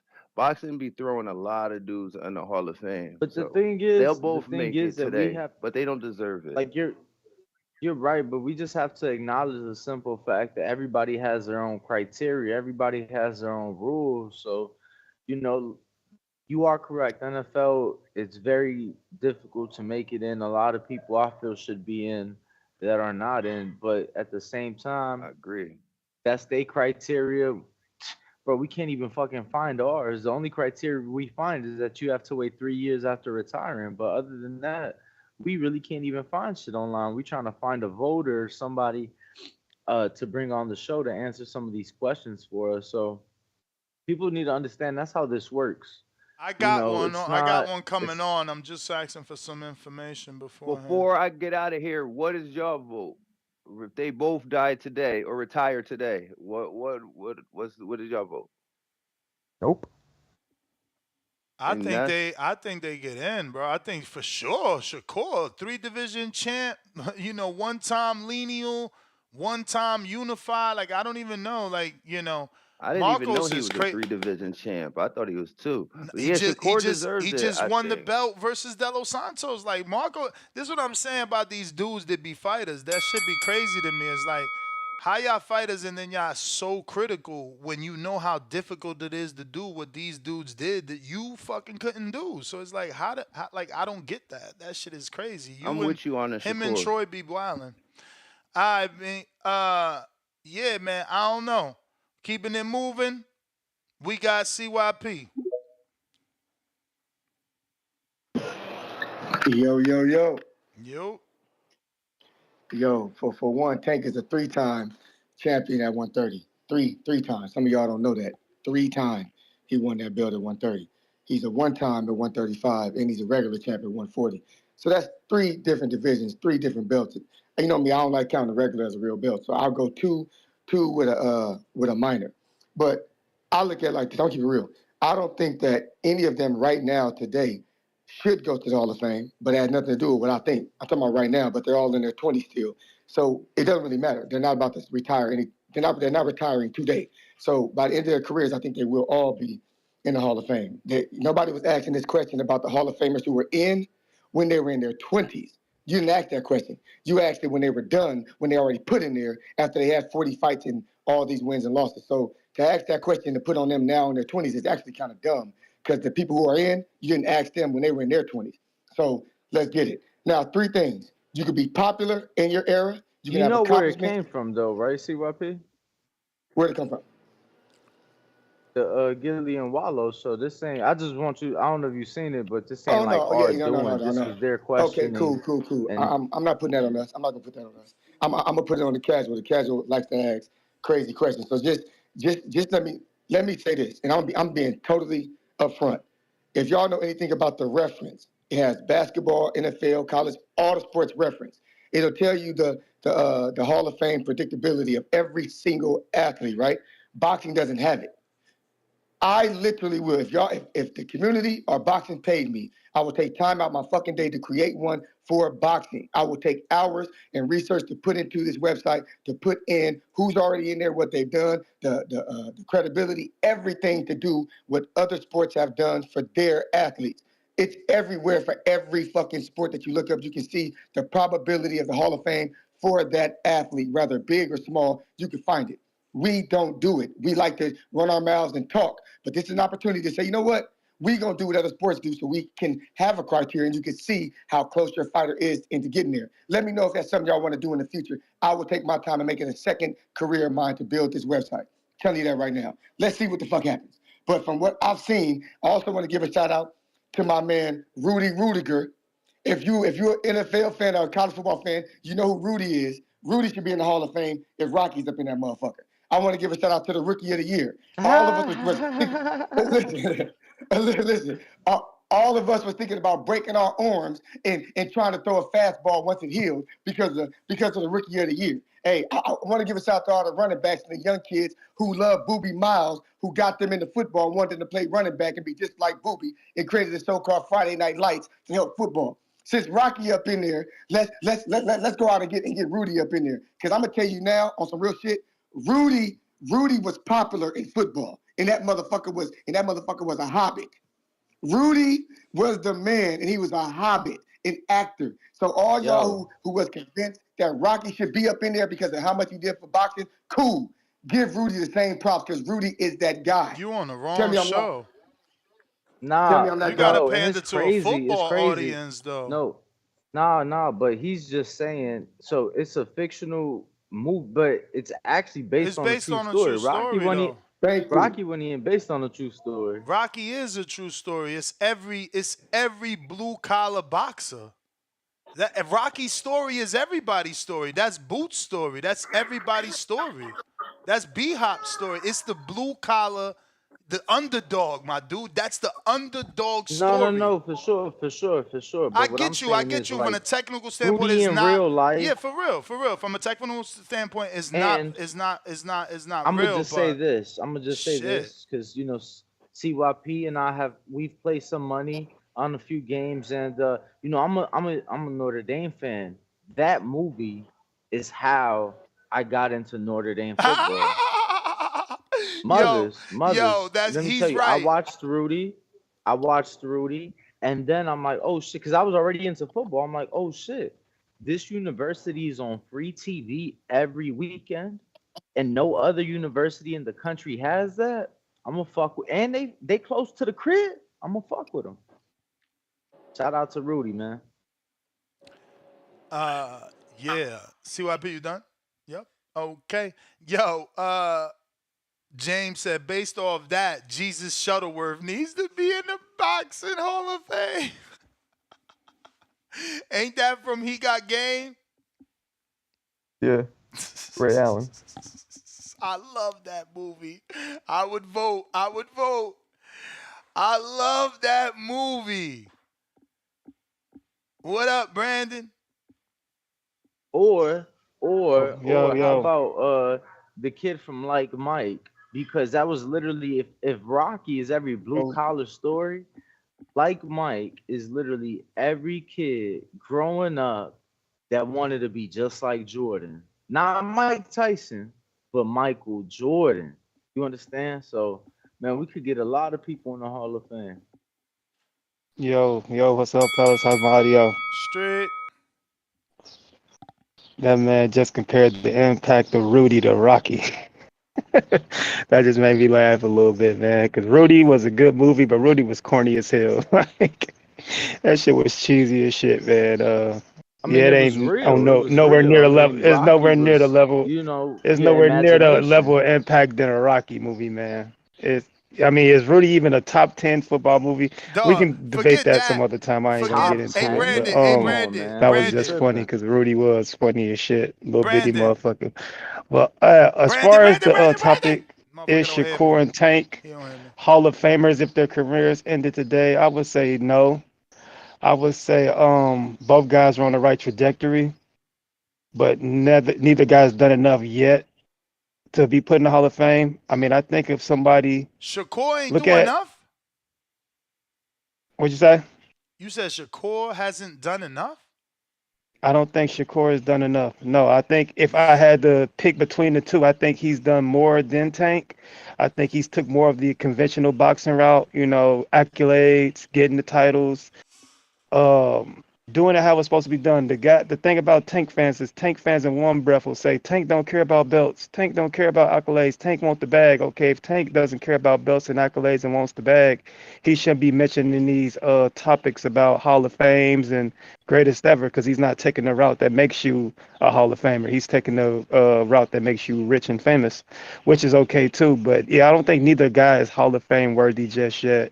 But both guys are on the trajectory. Shakur's doing a little more. I just think of a guy like Salvador Sanchez, who died at 23. 9 title defenses, 3 of those guys he beat in his title defenses went on to be Hall of Famers. If you want to compare, like, that's the shit you do to be Hall of Fame, like, at this trajectory of their young careers. Neither guy's done that type of level of water walker shit. So, yeah, neither guy's a Hall of Famer just yet. Devin, the undisputed, will probably get him into the Hall of Fame. I don't even think T.O.'s a Hall of Famer just yet. I don't think none of those young guys. I think Devin's the only guy right now that's a surefire Hall of Fame. Like I said, they're all on the right trajectory. But earlier today, man, you guys was talking about like Tim Bradley, like he don't deserve to be in the Hall of Fame. Look at his resume. Fuck the accolades. Look at the names he's beaten. Like, it's not compare. You can't compare it. Don't bring up Tim Bradley in a debate and say, well, if Tim Bradley's in there, these guys should be in there. Like, no, Yeah, but no, no, no. the None of names those guys don't. have beat the level of opposition.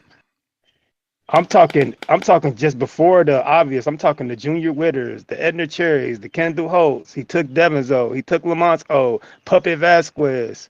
Fucking like, do we need to We keep? talk, That's but not we, naming but all. we, Look at but listen we, to those names. Those but are we all talked about championship that. caliber fighters. But What? dude, we talked about that, and those are the names that get him in the Hall of Fame. When he fought Holt, it was for unification. You acting like he fought Holt. Who's line providing the call? Like Yeah, that don't get you in the Hall of Fame because you chose to that's fight. not that's not talking to Juan Marquez's and the Pacquiao's, the two Hall of Fame caliber fight. I didn't even name them. Okay. He got to win over Juan and Pacquiao.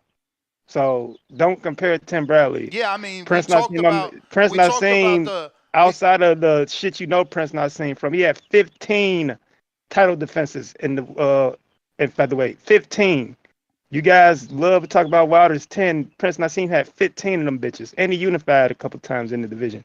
Can't Yeah, really but say he ain't Wilder did knocked enough. out every one of them. What was that? Wilder knocked out all of them. Prince damn near knocked out all of them too, though. So. And yeah, and Ken Norton, like I just want to correct some of the guys. You said Ken Norton shouldn't be there. Ken Norton was fighting in a very, very tough era of heavyweight boxing. You couldn't beat a Charles Martin or a Bermane Stiverne to become heavyweight champion.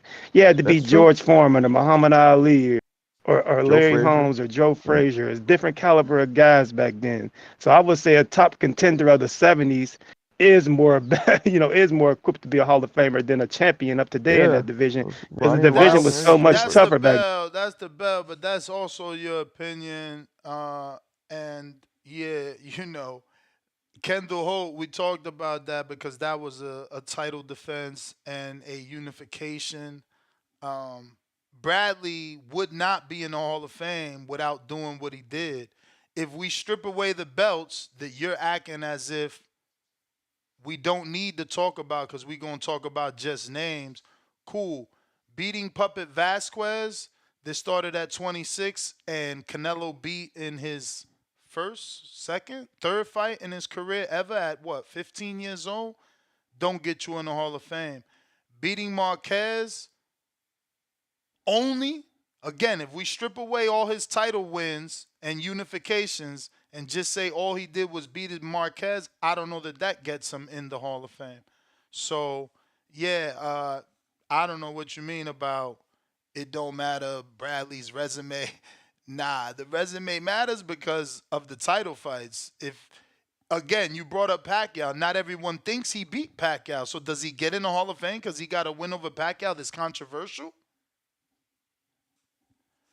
Kyle C, what up? I think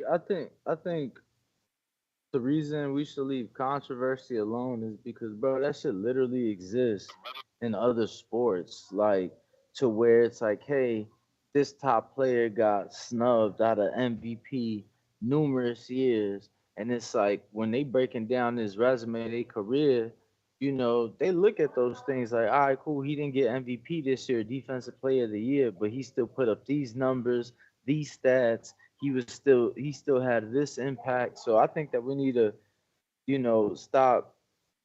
It ain't just one thing, and it ain't gonna be just It's one right not. answer, one way in. It's not. I mean, Supermax made the best point. What Hall of Famer did Arturo Gotti beat? You know what I mean? Like you get in for different reasons is what I believe. But Kyle, go ahead. Yo, what Yo. up? Good morning, y'all. Uh, I feel like I forget who was just on the call last, but I feel like Teofimo he did enough to get in there if Devin did. Like, and I'm a big Haney guy. I'm not even a Teo fan, but come on, we got to be real. Like, he beat Lomachenko for lineal, I guess. You can't say undisputed since he did that franchise championship. And then he went up and beat Josh Taylor, who is also lineal. That's 2-time lineal. And they pretty much on ESPN they be saying he's 2-time undisputed, even though we know that's not true. But I feel like that's enough. Tail did enough in my book to get there. Like, will he be first ballot? I mean, I don't know. Do they do it like that in boxing? Like, if you don't make the first go around, you gotta wait. Yeah. Oh yeah, I don't think he'll be first ballot, but I think he'll get there for sure. So just to keep in mind, the way boxing does it, and the only piece of criteria we have is you got to wait 3 years from the year you retire. So a lot of your chances has to do with who else Who's in the class? retires at the year you retire, because that's gonna be who you're going up against. Mm-hmm. Yeah. I can see that. And the way it's going today, like I feel like it's not gonna be that hard for these people to get in because a lot of these dudes ain't really doing all that. And if you put those names like I can see him putting Tank in there. I'm not even gonna hate. I could see him, because he did a huge fight with Ryan. He got some other accolades and shit. I feel like he'll get in there, even though I don't feel like his career has been that strong. But I feel like he'll get in there, like you said with the Gotti shit. What did Gotti do to get in there? Give us what? Just 4 good.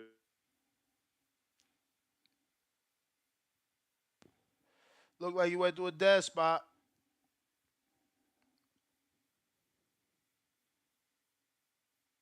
But if you are tuned in, smash that subscribe button. Already at 207,000. We need that quarter mil.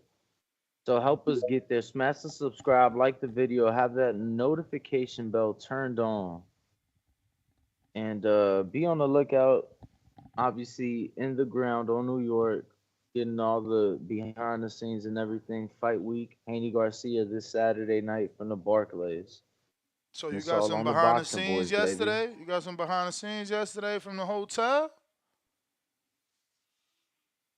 What hotel? You trying to drop locations? Nah. I What? do have some behind the scenes though from yesterday. Drop But yeah, locations. What the hell is he talking about? yeah. You good, man? You said from the hotel. You want people to know where people at. I don't do that. I'm saying I got behind the scenes You from sound yesterday weird, though. man. Your joke is not funny. Nah, What it up, ain't a joke. Majid? Yo, what up, Ness? You can hear me? You know it. Everybody need to like the video, subscribe to the channel, join YouTube members and Patreon for something. I ain't no motherfucking expert at this Hall of Fame shit. You know, like what somebody got to do to get in there. But you know, I feel like Shakur, he had three weights, couple of titles in between. We don't got the names that we want, but nigga on his way. Devin Haney, he privileged right now to the point where he got the names, he got the accolades, undisputed, youngest one. So it ain't no doubt that he'll make it in there, you know. But like me personally, all these fighters, them four king dudes, I don't care if they fighting a big name or small name. I want these motherfucking fights where we gonna be arguing on this bitch about who will win because it's 50-50. And if they ain't doing that, I ain't really about gloating on who could go somewhere right now because none of them niggas retiring right now. You know Majid, what I'm saying? let me So, get right back yeah. to you. That I got Coach Lenny on. Excuse me. Coach Lenny was good. What's good? Do I see you? Where you at? I'm right Oh, here. You there don't you see me? go. I see you now. How are you?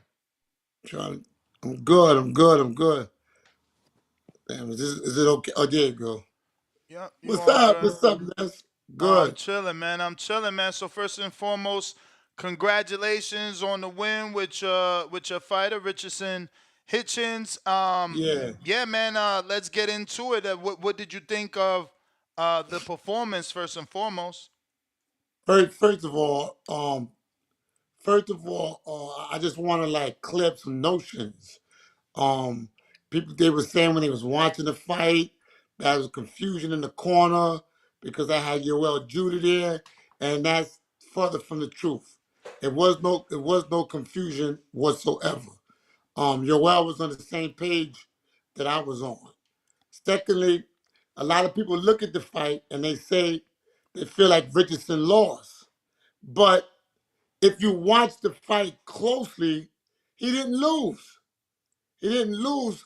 They say styles make fights, right?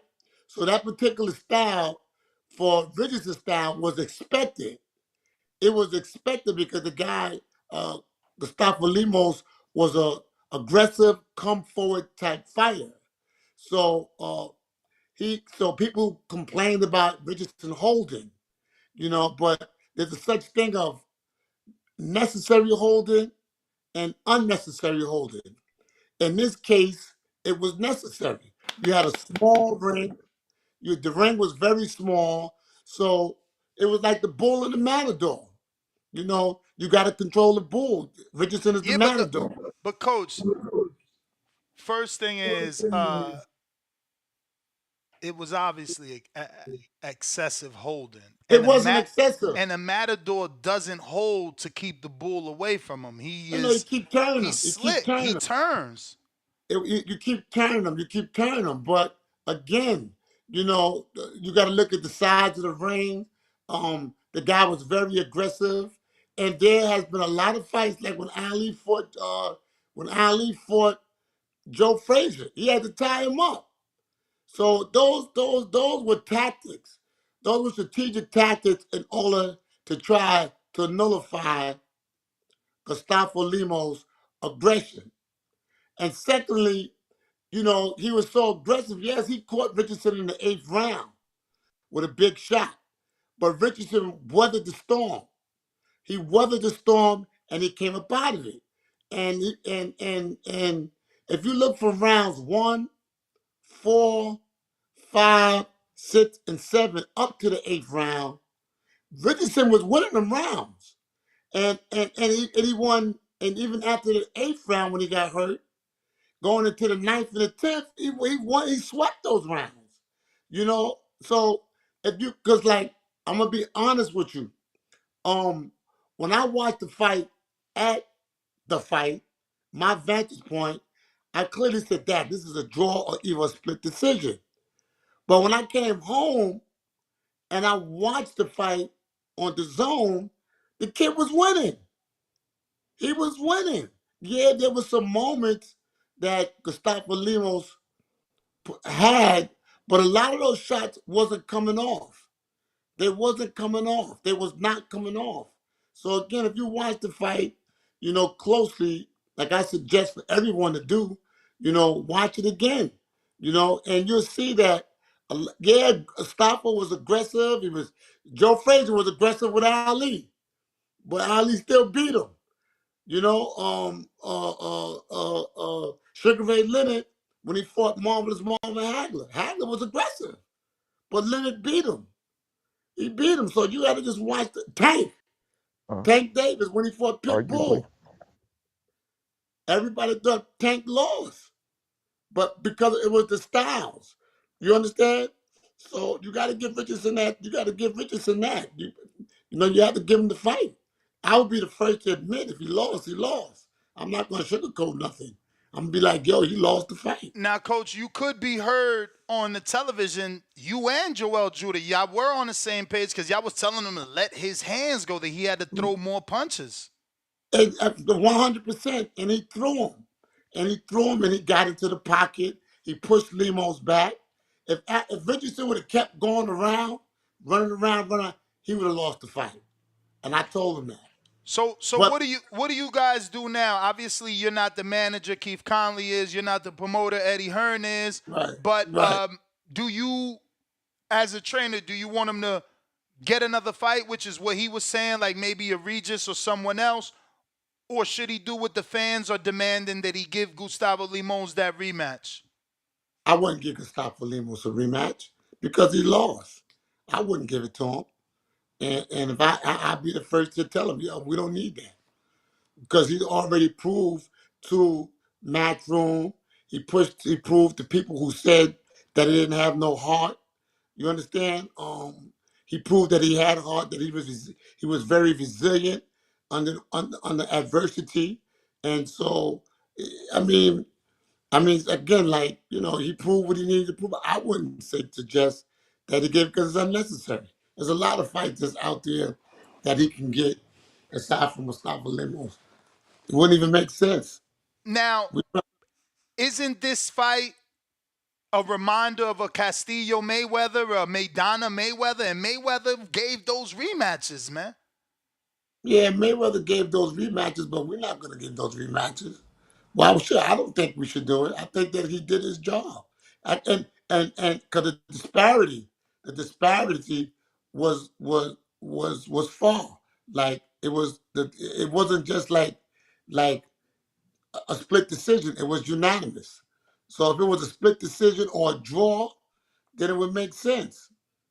But I don't think it makes sense right now. I don't think it makes sense. I think we need to move on, and I think that we need to fight for the WBC, or IBF or whatever it is that comes next, because he's in that position. It was an eliminator. So, and What's that's your that. thoughts on after the fight, post-fight interview? Eddie Hearn is saying we definitely want to bring Gustavo Limos back. He's the type of fighter that Matchroom wants and DAZN wants. I mean, that's like directly saying the opposite of the fighter you have signed, in my opinion. That's how I interpret it. You're telling me that Hitchens won, but Gustavo's is the one that you want back. I think that he's saying that because you see that Gustavo is a very aggressive fighter. He brings the fight and different things of that nature. You got to understand that Matchroom, they always want these action-packed fights. So you see, Gustavo Limos is a guy who brings the fight. He brings the fight. So that's why I believe that's what it was. It was a good fight between him and Richardson Hitchens, on the day of the fight, on the night of the fight. So, I mean, he earned his keep. That's all I can say. Do you think this was an eye-opener for your fighter? I mean, before this fight, during fight week, he was heard, calling Gustavo's a nobody, and that he only had fought bums, and that there was he even had a debate with one of the reporters saying that he was mad at a reporter saying, why did that reporter believe Gustavo's would give him a tough time? Ultimately, I think that all fighters, when they about to fight, They have to show that they're not afraid. And sometimes confidence can be misconstrued for arrogancy. I think that what you saw was a lot of confidence. I mean, if I had to go into a fight, everybody speaks differently. If I had to go into a fight and I had to fight someone, I'm gonna say, yeah, he's not gonna beat me. But my dialogue might be different. My discourse could be different. You understand? You know, look at Ryan Garcia and Devin Haney. They talking smack to one another, and they saying that the other is not going to beat the other. So I think that's what you saw, and people misconstrued his confidence for arrogancy. Coach, how did you take Shakur Stevenson's statement that if Hitchens would have trained with him, he would have knocked out Gustavo Limons? All you got to do is think about the Shakur knockout De Los Santos. De Los Santos was a big puncher. Shakur did not do that, which is what he said. Richardson had a good camp. He had good sparring. He trained, appropriately for this fight, which is why he didn't get tired in the fight. I think the Shakur is just talking. And Shakur's my dog, but I mean, we did what we had to do to win the fight. Maybe it wasn't a good fight or sloppy fight, but I think what's his name? What's the guy that trained Georgie Benton once said? He said, you get the W anyhow you get it, and tomorrow you just fight better. And that's it. And Shakur needs to fight better. Speaking of, Richardson needs some things that he needs to work on, and to develop into a full-fledged professional fighter and move on. And I think that this fight is gonna make him change some things.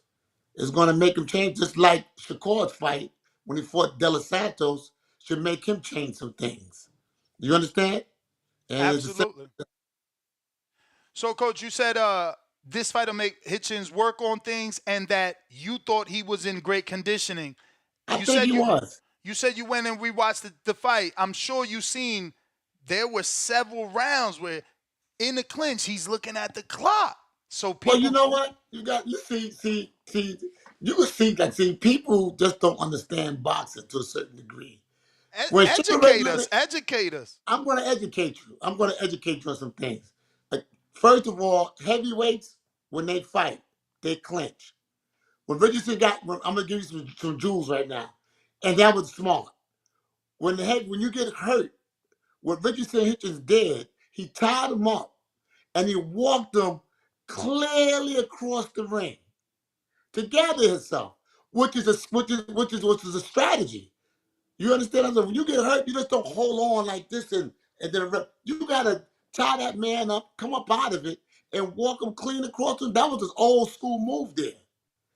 And I had Richardson watching a lot of old school boxers.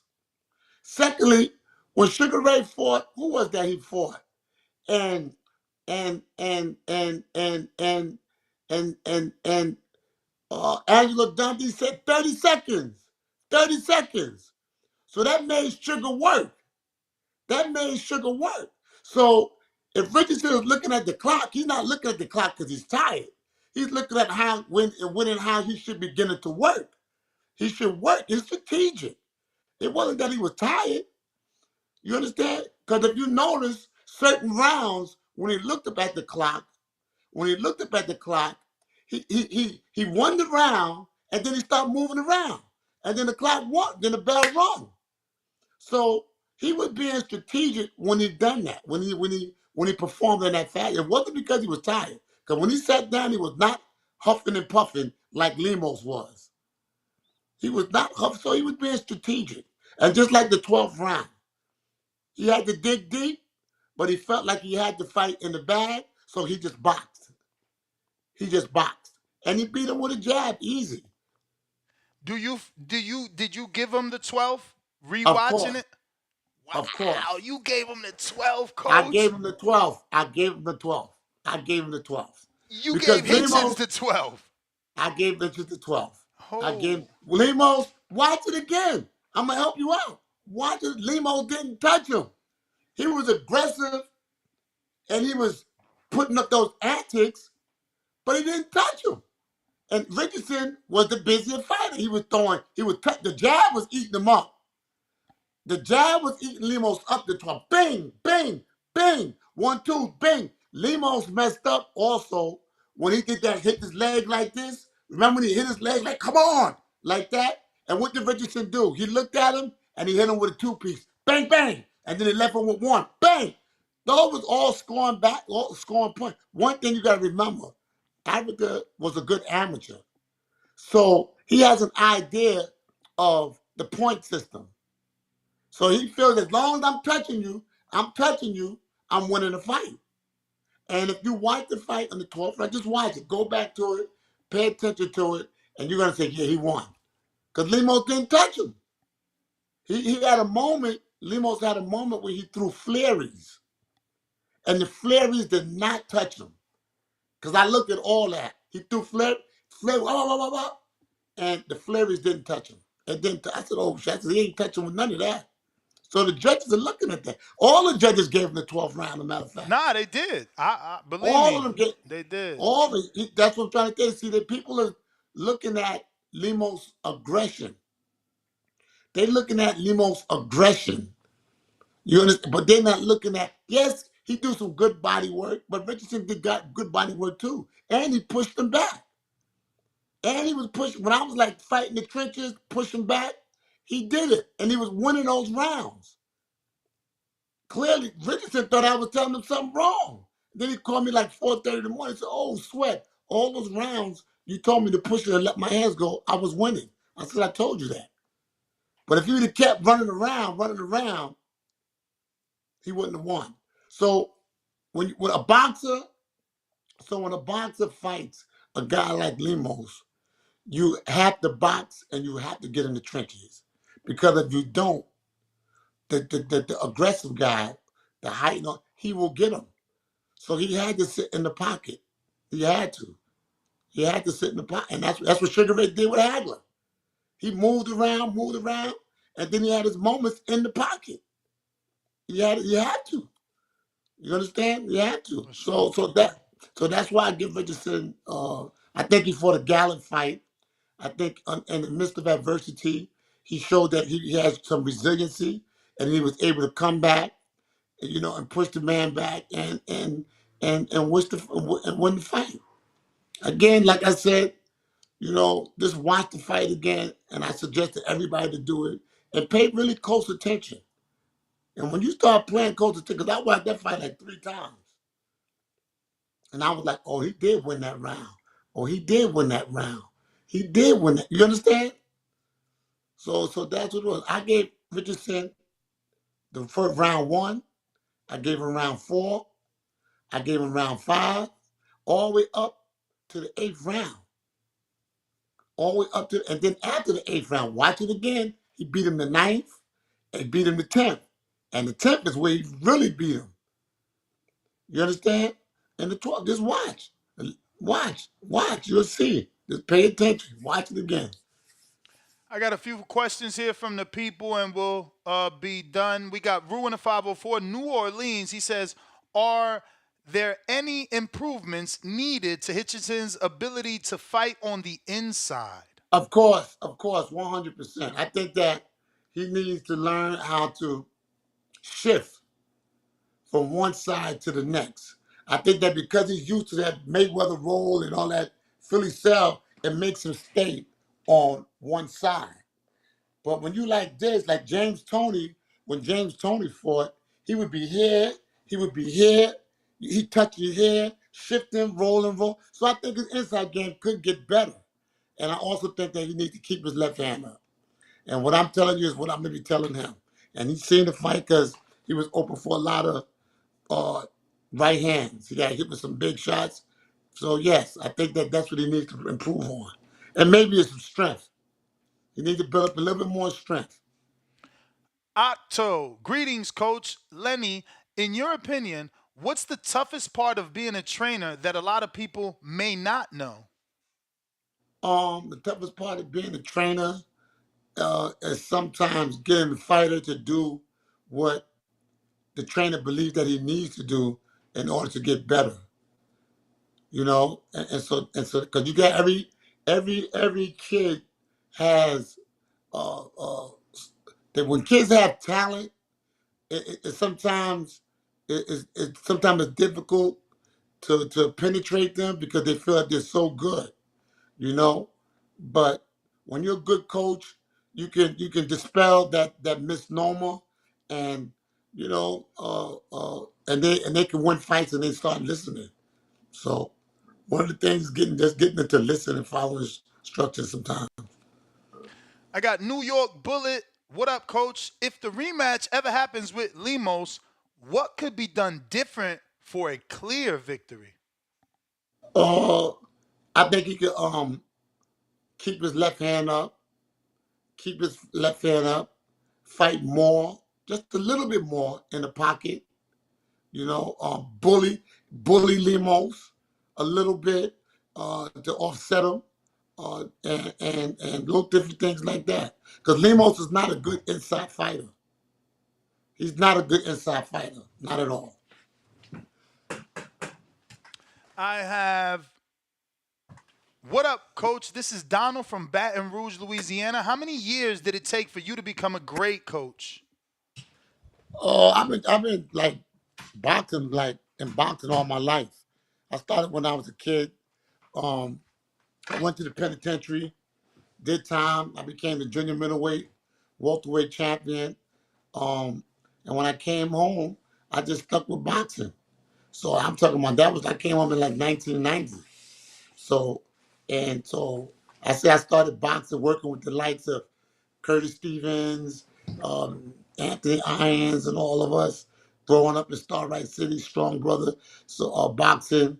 So I'm looking at shoot, like let me see, I came up in 90, like 90 since 95, 96, somewhere in there.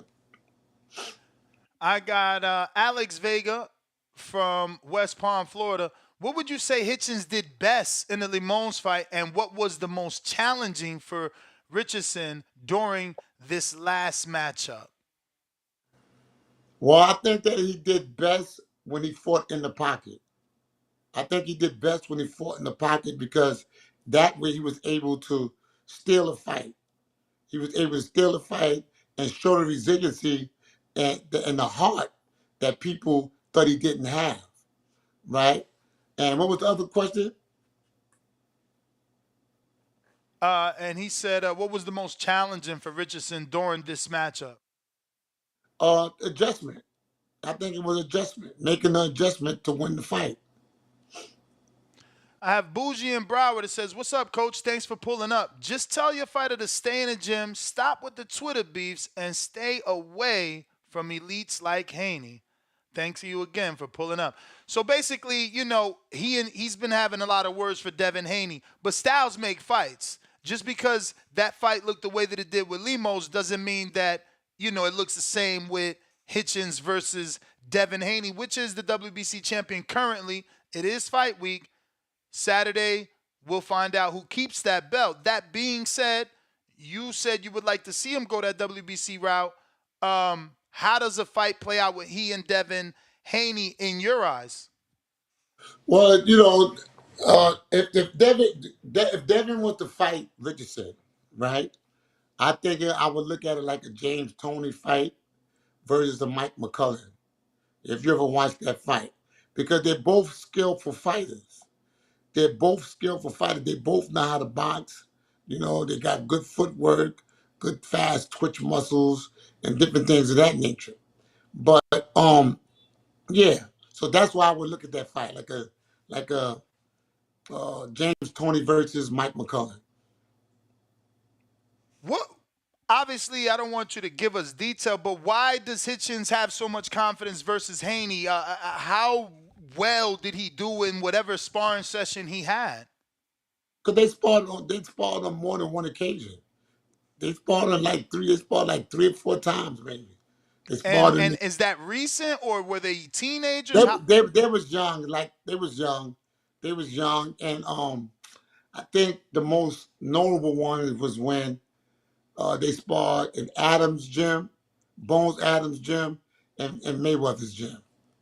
And I think that particular moment they sparred they sparred like 4 times. 1, 2. So yeah, they sparred like 4 times. They sparred once in New York when they was young, and then when Haney was coming up, they was in their teens, I believe, 18, 19, 20 in that area. They were sparring then like that. So I think that they're just familiar with one another.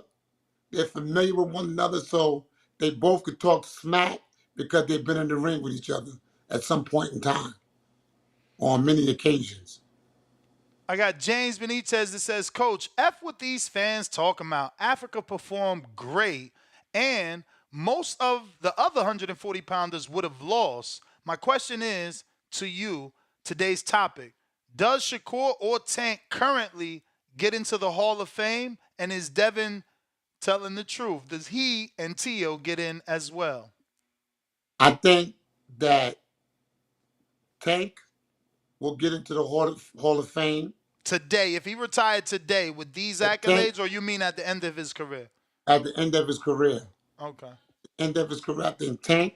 I do think Devin, because he was an undisputed champion. Let me see. Who else used to mention Shakur, right? Shakur, which is I think, currently a 3-division champ now. yeah, but I think that Shakur, needs to show more. I think Shakur needs to show more. I think he needs to develop into a full-fledged professional fighter.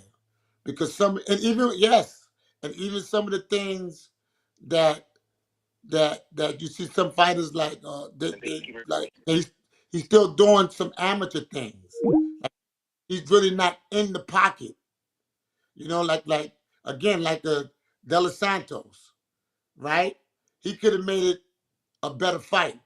But he said he had a hand injury, so he was able to beat the guy with one hand.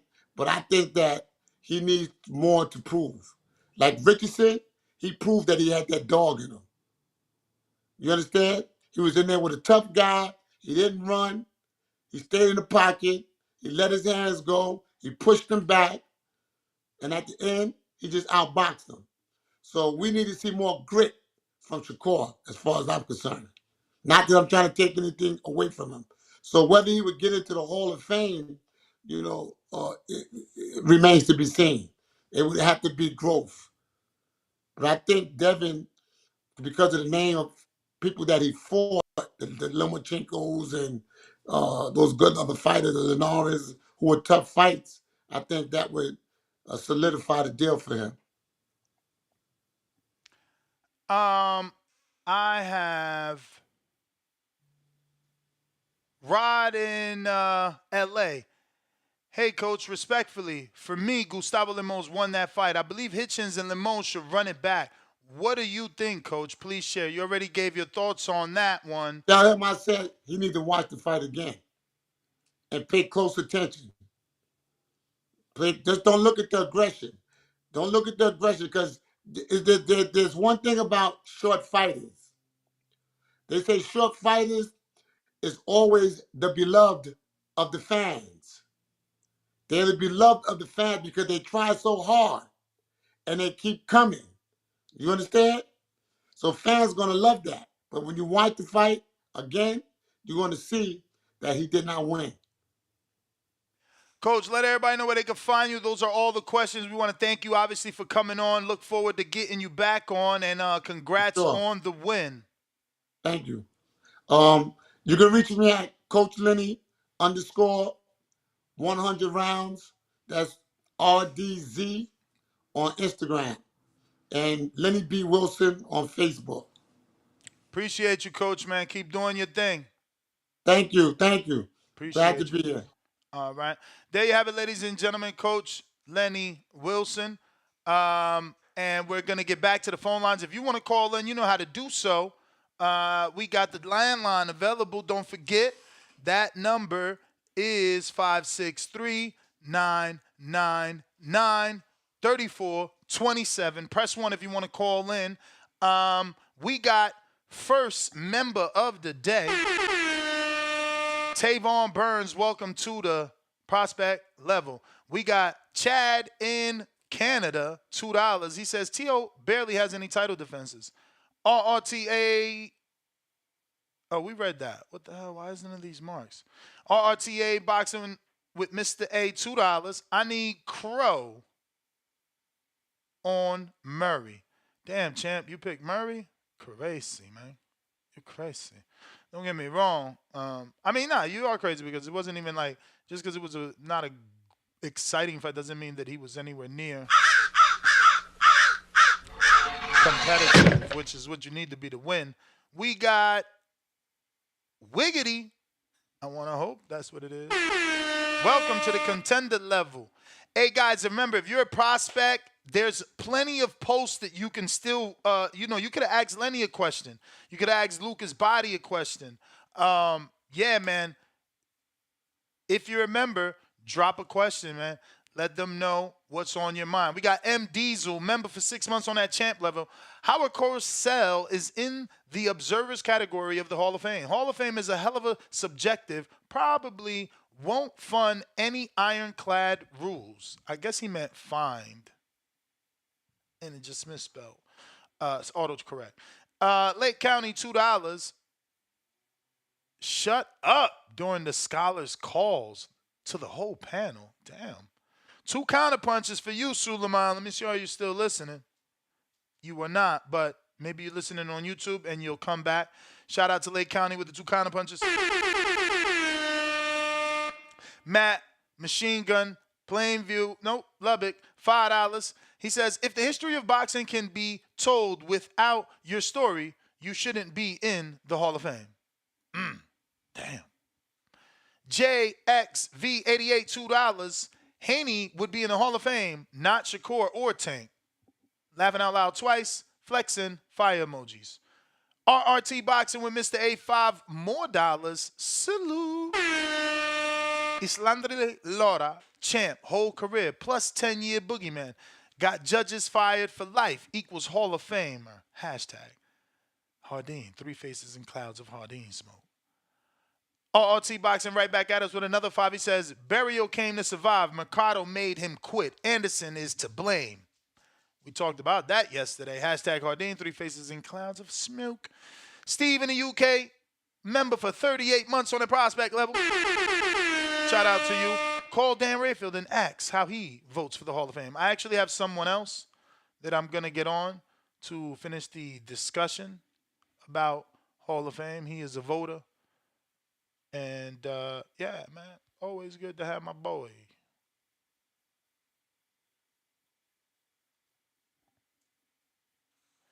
We got Brambo, $2. I want to see Jared Anderson versus Jarrell Miller. Me too.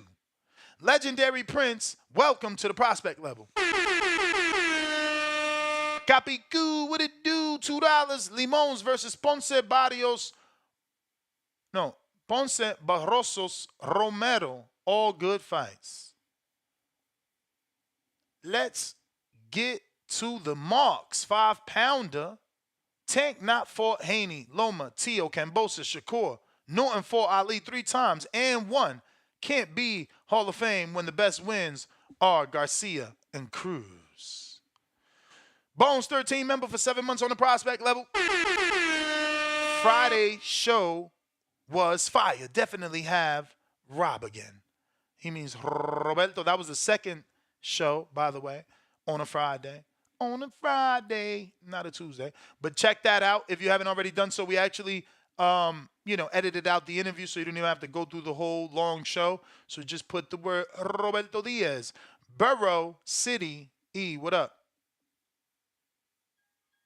Oh, shit, you late. Borough City, you got to wait. You got to wait. Ryan, what's up? Hey, not much, Ness. How you doing, dude? Can't complain, man. Happy to have you. Ladies and gentlemen, we're joined with Ryan O'Hara, writer on many different platforms, but a Boxing Writers Association voter, so he can fill us in on the process and criteria, which isn't much different from what we thought. So how does a boxer get into the Hall of Fame, my friend? Well, first and foremost, jokes aside, you have to be a good fighter.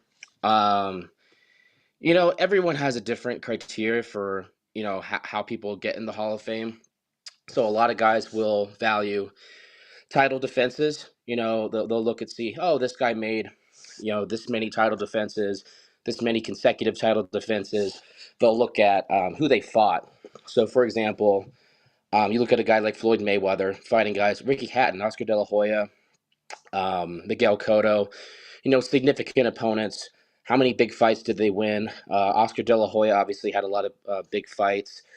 He fought 5 times in 1997. So you look at those things, and then the actual criteria. If you go on the International Boxing Hall of Fame website, the criteria was changed. So you have to be retired for 3 years now instead of 5, and then if you get 80% of the vote, you're automatically in. So if you look at the voting process, I also apologize. I've been sick like all month, I feel like, so I don't sound 100%. But Andre Ward got in the first time. I don't know how many. I don't know how many people voted for him, but obviously he got at least 80%. James Toney didn't get in the first time, but Floyd Mayweather was unanimous. So I'm really happy that everyone voted yes on Floyd, because if someone voted no on Floyd Mayweather, we would have a problem. Whoever did that would probably have to be kicked out of the association. But thankfully, that didn't happen. So the reason that we having you on, let me give you some context here, and you'll be able to see this as well if all goes well. Just refresh it here, and peers. I'm talking to Tank Davis. I'm talking to Shakur Stevenson. I'm talking to Ryan Garcias.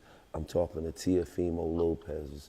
Do you think that any of them, as far as their accolades and what they accomplished, not anything as far as money-wise, I'm just saying accomplishments in the sport of boxing, do you think any of them are Hall of Fame fighters yet? No. So he said Hall of Fame fighters yet. Teofimo Lopez, Shakur Stevenson, Tank Davis, Ryan O'Hara. Out of those three, include Devin, because he said he's a Hall of Famer. If those 4 names came on the ballot, do you feel that they would be voted into the Hall of Fame today? In the Hall of Fame today, let's see. I think Devin Haney would have the best shot of getting into the Hall of Fame. I think the issue now in the modern era, obviously, boxing is such a different sport now than it was back in the day, because you have so many different promoters, networks. A lot of the networks don't work with each other, so you don't see big fights very often. So it's kind of like, how would I compare this with a different sport? Maybe baseball or hockey. I mean, just boxing is just really different. So I'm trying to like, if I had the same criteria for like the old school fighters, we're talking like, Roberto Duran, Marvin Hagler, the Klitschko brothers. We could think of a ton of different fighters. I think Devin Haney would have the best chance of getting in. It's just a really different era, because obviously Shakur Stevenson has won world titles in what, two weight classes now, or 3, I believe. But has he had a significant win? Definitely 3. Definitely 3. His most significant wins would have been Jamel Herring, the unification with Valdez. Yeah, Valdez. I was going to mention that. I think that the whole criteria for a Hall of Fame fighter is just different in this era. Like, if you use the same criteria as you did, in the old days of boxing, it's just gonna be different. So you're probably gonna have a lot of guys who are kind of like old school boxing heads. They're gonna be like, no, they're not Hall of Famers, because look at what Hagler did, and look at what Sugar Ray Leonard did, look what De La Hoya did, look what Julio Cesar Chavez did. Yes, but I'm sure some of these fighters would want to fight, as often as a Chavez or Canelo, for instance. But with the way the market is, people don't fight more than 2 times a year very often anymore, if at all. So I think that it's just different. This era is just different compared to the old era. So right now, I think Devin Haney would probably have the best chance of getting in. Teofimo Lopez does have a win over Lomachenko. He's had a couple of rough performances here and there. So yeah, it's gonna. I think Haney's a lock, and then it's kind of up in the air for Teofimo and Shakur. But What I about think they Tank? will get in eventually. What about Tank Tank though? Tank will get in too. Tank will get in as well. A lot of Today, people. he gets in today. Oh, today Yeah, I probably mean, not. that's the question. Like, if these guys, like, are they Hall of Famers today with I what don't think they've so. done based off accomplishments? I don't think so. I think today all of them would have a hard time getting in because a lot of the people on the association are still, they're still from the old era. And if you have a lot of, and again, you need 80% to get in. And I just don't think I don't think they're going to be a lock. 80% is, we're talking like literally a majority of the voters. So I think it would be really difficult. But, if Haney keeps up, at the same rate that he's going, he's gonna be a lock. No, without a doubt. Is it? I guess it's not safe to say, oh, undisputed, you automatically get in. Oh, you unified, you automatically get in. There's no like mandatory criteria, like that doesn't count, right? Because we see people that are unified, one time only, and they're in the Hall of Fame. But then there's, guys with one world title and they're in the Hall of Fame. Then there's guys with a bunch of titles that never make it to the Hall of Fame. Like, James Toney is still not in the Hall of Fame. Wait, James Toney is in the Hall of Fame. He Okay, didn't get in the okay. first. He didn't get in the first First time. ballot, first ballot. Yeah, I voted for him the first ballot. It was. I had. I would say I thought about voting no just because of the whole steroid thing. Um, Honestly, but I felt like that before the controversy, he had done enough to get in. Kind of like, if you look at baseball, Barry Bonds, he was the first ballot Hall of Famer before he took steroids, in my opinion. I mean, Well, since you're bringing up steroids, is Canelo first ballot before his controversy with steroids? yeah. Even though, excuse me, even though he, tested positive for clenbuterol, which is not a steroid, but, yeah, he was first ballot before then. How much do popularity and cash cows and like the ability to be a draw, like, is Anthony Joshua a lock because he's like one of the few people to do all these types of ticket sales in stadiums? Does that come into play? I don't think so. Because obviously, Ryan Garcia was one of the reasons why the pay-per-view with Tank reached 1 million pay-per-view buys, but he's not a Hall of Famer. He's a very popular fighter, but he's not a Hall of Famer. At least not yet. I mean, he hasn't even won a world title yet, so we can't. I can't even consider him for the Hall at all. No, for But sure. Anthony Joshua, yeah, I'd say he gets in the Hall of Fame. I mean, right now he's there are a lot of solid heavyweights, but Anthony Joshua, despite taking a couple of losses over the course of his career, he's been carrying the heavyweight division these last few years. So I got you, man. Might as well get your thoughts. It's fight week. Haney, Garcia, Haney. What are your thoughts? Who wins? Does Garcia make it up? Is he acting? I think Garcia is acting. I think he's taking this fight seriously. But he is a social media influencer. That's a part of his identity. He has the height, he has the reach, and he has the power to knock out Devin Haney. But as I just mentioned, he kind of has an identity crisis. He doesn't really know whether he should be, a social media influencer or a boxer. There was a video of him training and going on a run, and he had his cell phone in his hand during the run, and he had another person filming him. So Yeah, to me, that's a little bit of a weird look. But I mean, from a I run stylistic, with my cell in my hand. I ain't gonna front. I got yeah, my headphones on and my cell's in my hand. I mean, you got to change the music. Even if I use my Apple Watch, it's just too small. So like, I do take my phone on my run. You don't. yeah, I've actually never used music on a run before. Like, What? I don't know. I'm weird, man. I How don't the even hell own do a you even stay motivated? Are you kidding me? I the need the way that my music. brain works. I have music playing in my head without it actually playing. No, Sometimes that's a good you got thing, some I 3 6 guess. Mafia going on. You got some Post Malone. I got stuff playing in my brain all the time. I don't even need the song. But Hmm. yeah, if here's the thing. So you can jab with the jabber. You can't hook with a hooker. So if Garcia can catch, Haney with left hook when he And he's doesn't see it gotten coming. caught with the left hook by Linares. Yeah, and Linares hit him with a strong left hook.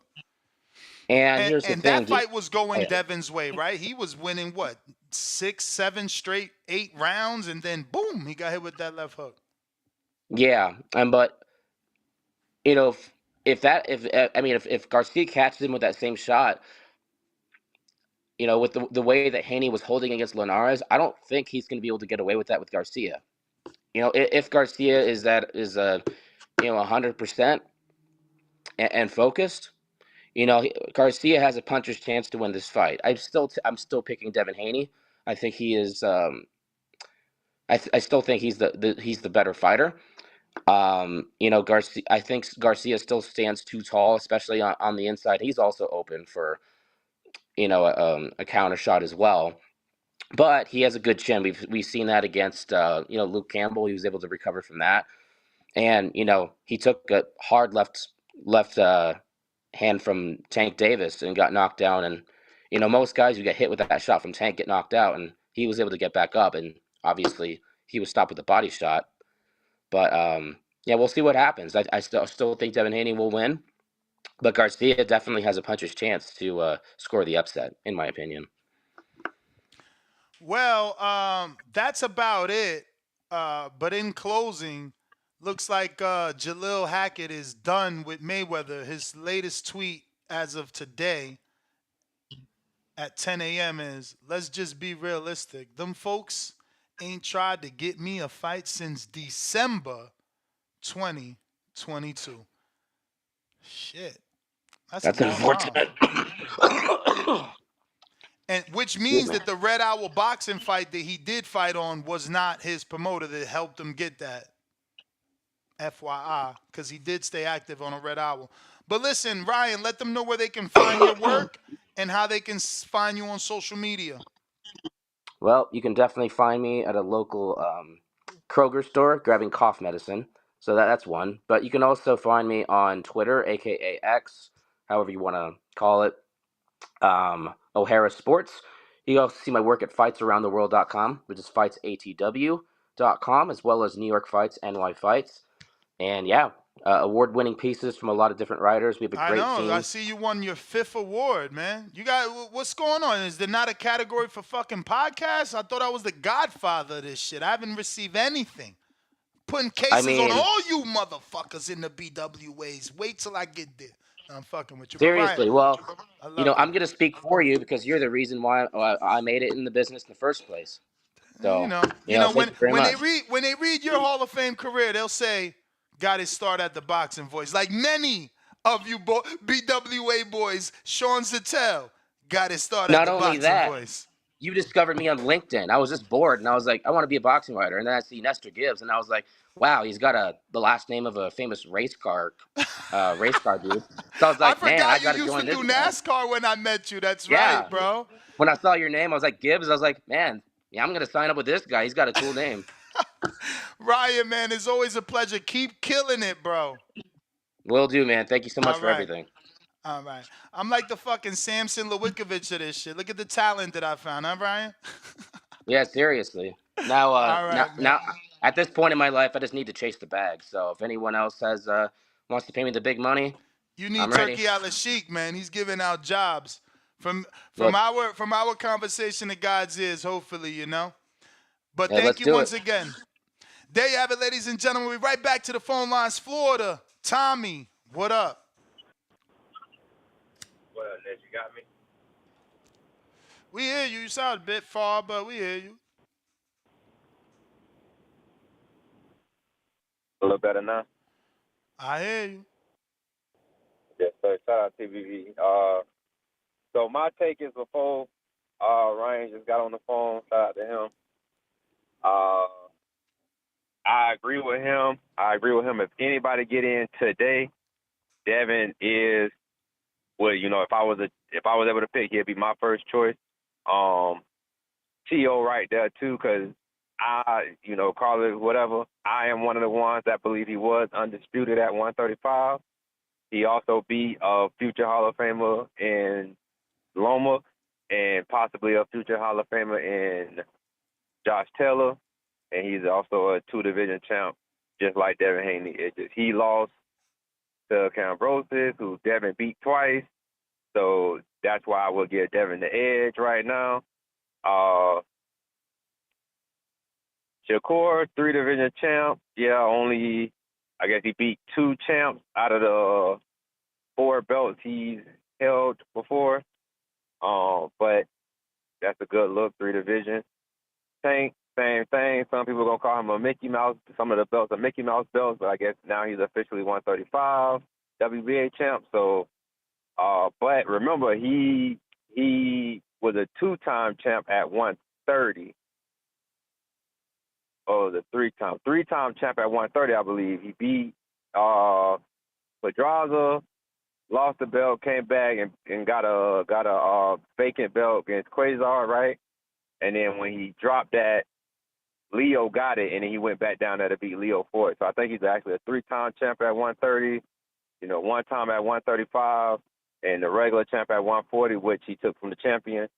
So, but like I said, if anybody gets in today, it's Devin to be like the first pick of shout out to Richardson trainer. I did have him winning that fight too, and people was acting strange about the 12th round, but like he said, the dude was like in his face but wasn't doing nothing. Like he wasn't really touching him, So, aggressive, yeah, but not effective in the 12th round. A lot of other rounds, yeah, but, it is what it is. I had him winning, though. But, yeah, that's it. And I guess, my pick this weekend go be Devin. I don't really see Ryan, really being able to do nothing with him skill-wise other than, you got to attack the body, though. Try to get that left hook down to the body and see if you can hurt him that way. But, he ain't going to. That is the bell, Tommy. Enjoy the Florida weather. Brandon, Cincinnati. If you're watching this on YouTube, you know what time it is. I need about another 700 subscribers to get to the next goal of 208,000. Right now we at 207,303 and counting. If you haven't already subscribed, I'm a broken record. Go ahead and subscribe. Go ahead and smash the thumbs up and help me grow, man. What up? What's going on, Ness? Shout out to the Hall of Fame writer or whoever he was that just called in. He kind of agreed with a lot of the things I said, but he also showed me like I'm an old school boxing guy. I got an old school boxing mind, so I might be a little too tough on my criteria to get guys in this Hall of Fame today because I'm looking at some of the older guys. So he's letting me know like they gonna have to water it down a bit for today's fighters because they not doing the shit that the old school fighters did. So yeah, I think a lot of today's fighters who I don't think have done Hall of Fame shit will get in. But since being a 3-division champ like Shakur get you in, fuck it. Let's put Ricky Burns in there. Put Jorge Linares in there. They're the 3-division champs, So let's open that door up then, since that's all it takes, according to guys like you. Well, they won titles in 3 divisions. In there. Jorge Linares is in there. But was Well, Linares going out, we don't matter. Now you opening up a it different don't door. matter. I wasn't specific. Yeah. My argument didn't end on he's a 3-division champ. No, I said he is a 3-division champ. He is unified in one division. He is lineal in one division. Like Okay. it's a He totality of what he he's he done. won a he won a vacant. He won two Okay, he won a vacants. vacant He won against two Joet, and then vacants. he won a vacant against Joet, and he won a But vacant he against also took two belts from two De Los champions. Santos. He also took Big two dog belts from shit. two champions. He also took two belts from two champions. Yeah, okay. Okay. So like I said, if we want to play that criteria, being a Yeah. 3 division Let's champ, we play got to it. put Ricky Burns in there. Let's Jorge play it. Linares. Let's play it. Let's play it. Let's see who Ricky Burns took the belt from. Let's see when Ricky Let's Burns was see. awarded a lineal Let's see. title. No, you tell us. You here Let's capping for check. him. You the one capping. You the one capping for him. I'm capping. You said Ricky Burns Let's deserves it check. and Let's check. Linares. Let's check. Okay, so I gave Yeah. Shakur's accolades. Tell us when Linares had a regional. I mean a lineal. When was he considered the man? Let's check. Let's check. Oh, I don't know. He's a I'm not gonna do your job division for you. champ. That's your job. You brought him up. We got the check. We about to check. We about to check. He beat Kevin Mitchell for one belt. That ain't gonna get you no fucking Ring Magazine belt. He beat Moses Paulus for the other. I'm just saying, man, we gotta be a little more strict about how we vote these guys All in. I'm saying is every champion ain't created equally. We've said that before. So just because one is a 3 division, another's a 3 division, is what have you done? Who have you No, it's beat? not. Have your peers Yeah, decided that you exactly. was the man and awarded you the motherfucking lineal? Fucking No. It's funny to hear a Bud fan try to nah, dismiss dog. the We Ring can't Magazine. open this door, man. We can't open No, this I door, hear bro. you. I We hear gotta you. we I gotta hear be you. a little stricter. We can't water them down because they guys we like. Like I said, you can't just say, well, he's a 3 division champ. What about the other 3 division champs? You can't say he unified. Julius and Dongo unified, bro. So is he in there? Like, what are we talking about? Meanwhile, Bud was telling the world he was Hall of Fame before fighting Earl. Dude, he was undisputed. I'm just saying. Like you just shitted Yeah, on he was already Ndongo. he was already not, undisputed, bro. Did He you already not been just shit on undisputed one time by then. Ndongo? Did you not? You just shit on Ndongo. You said he ain't Hall of Fame. That's Bud's resume. So Absolutely. Absolutely not. right, But then. Bud ain't Hall of Fame because All of right, Ndongo. He's Hall of Fame because he was undisputed. he's Hall of Fame because of Ndongo. That's how the fuck he undisputed, genius. Yeah, but the fact that he undisputed, the accolade, champ, not the opponent he That's the beat bell, to get man. it, the That's the accolade. bell. You called in the troll. Nah, champ, man. I'm just saying you like to water shit down. I'm an old school boxing fan. I'm hardcore with this That's shit. the bell. You might ain't hear it. They heard it. I'm watering it down, but you trying to get Ricky Burns in the Hall of Fame. I'm watering it down, but you telling us Linares belong to be in the Hall of Fame, but you ain't tell us if he won a lineal like Shakur. You want to come and shit on Shakur winning vacants, but you don't tell the world that he took 2 belts from 2 champions. That don't count.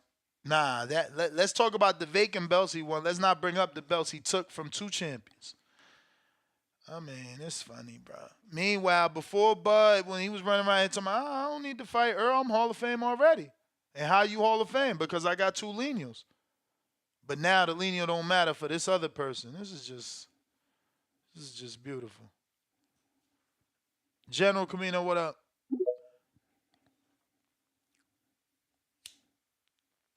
Yo, Ness, what's good? What up? Cooling. Just out here doing some yard work. Finally getting some nice weather on the East Coast, so it's a blessing, man. I can't complain. Word. But yeah, man, this conversation today, I mean, I would definitely say if everybody stopped today, Devin will be going in. The other 2, though, I don't really know, man. I mean, I hear the sentiment, 3 division champion, lineal. But when I'm listening to Ryan O'Hara talk, I'm sitting here like, hold on, we got to make exceptions because dudes can't make fights in this era? That sounded kind of crazy to me. My thing is, if they can't figure out how to get the best fights, then they should be penalized for that. You feel me? I don't think we should be lowering the level of quality to get into the Hall of Fame. But now that I think back to it, they've been on that shit. Arturo Gotti in the Hall of Fame. If he in the Hall of Fame, Shakur got to be in the Hall of Fame. So I think they fucked up their own criteria years ago.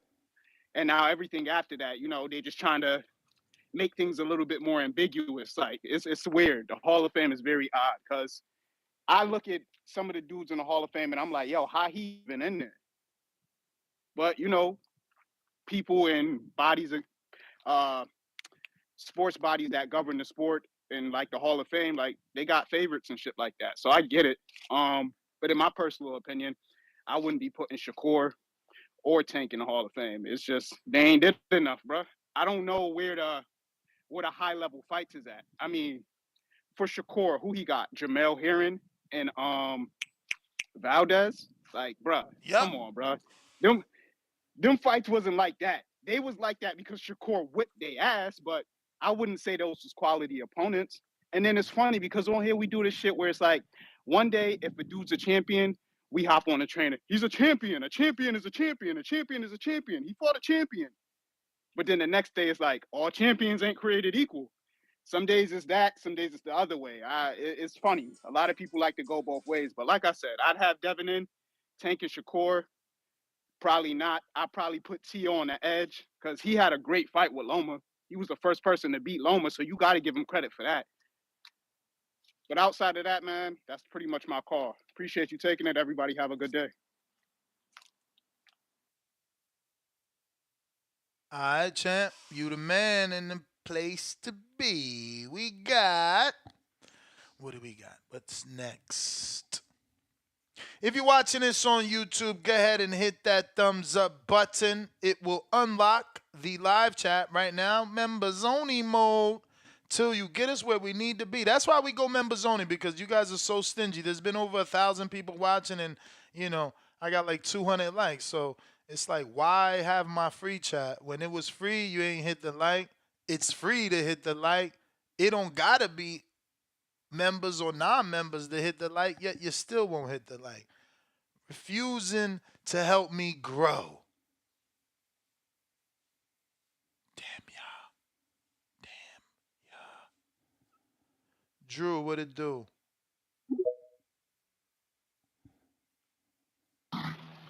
Yo, Nestor. Hello, brother. Back at it, man. I love the conversation. It's very opinionated, subjective.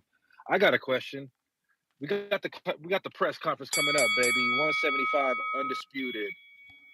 No pay-per-view. Is the winner of this fight a Hall of Famer? No pay-per-view. What are you talking about? Which fight? You talking about Bivol and them? It better be Bevo. The press conference start. Better be Bevo. The press Yeah, conference that's about to start everyone's 20 minutes. argument, right? Everyone's argument has been that Devin belongs because he undisputed.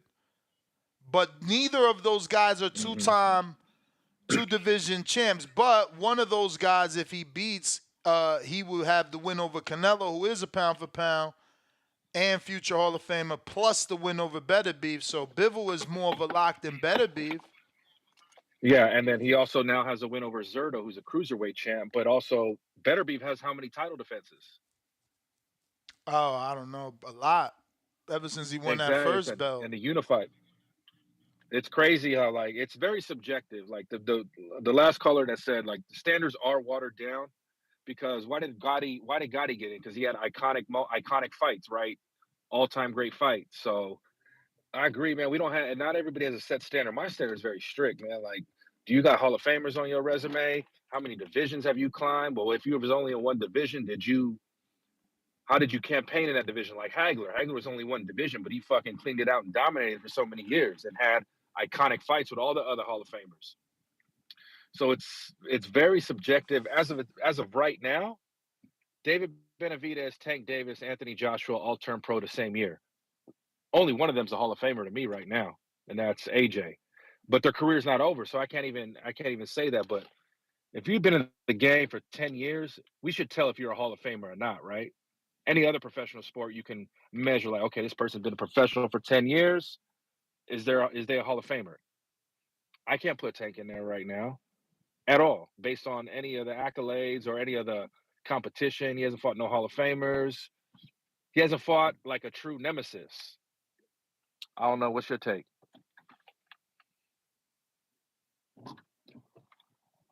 Nah, man. What do you want me to say? I just feel like it's a horrible conversation to have because nobody's ending their career today, so they all still have And that's why time to I agree. continue. They all have time to continue. But I do agree that Devin, Bam Rodriguez, and Tiafimo, in terms of just the young American fighters, they're more on the trajectory of there than anybody else of young American fighters because of what they've done and how they've done, and the manner of what they've done it. You know what I mean? Like nobody expected Tio to beat Josh Taylor when he went up. He wasn't the favorite for Loma, so he's building a Hall of Fame resume. But I wouldn't vote him in yet. But that's my call. I'll pop in and see if anybody else says something else. All right, champ. Appreciate you. G Vaughn.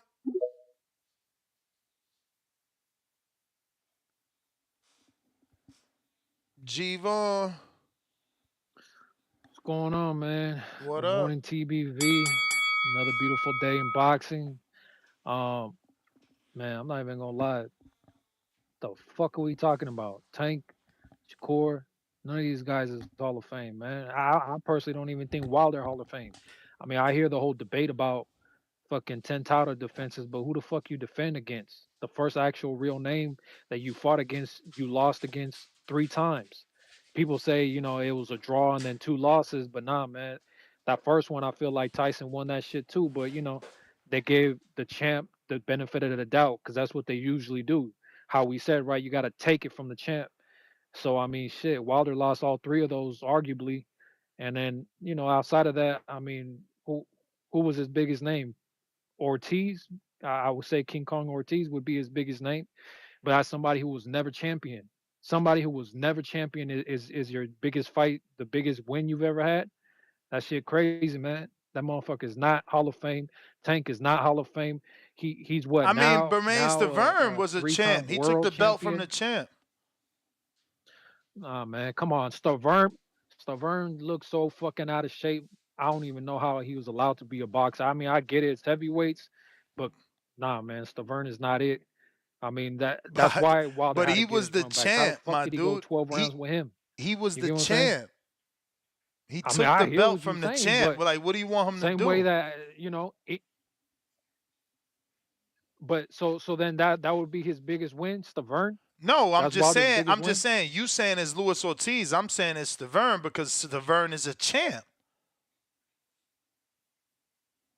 Hey, all I'm saying is that's a horrible fucking resume as far as a Hall of Famer goes. But I guess, hey, 10 title defenses against a bunch of guys that nobody will ever fucking remember. You know what I mean? It's crazy. I mean, And that's not then true plus Tank, because like I said, man. you there, Gvon.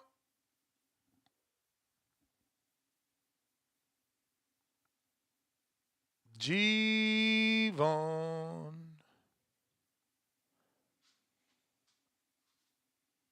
All right. Well, he's gone. But again, I think he was just being mean. He took the belt from the champ. He says 10 title defenses no one's gonna remember. Well, we talked about Anthony Joshua being a Hall of Famer. Anthony Joshua and Deontay Wilder share Wilder's next opponent in Eric Molina. Uh, will people remember Duhapis?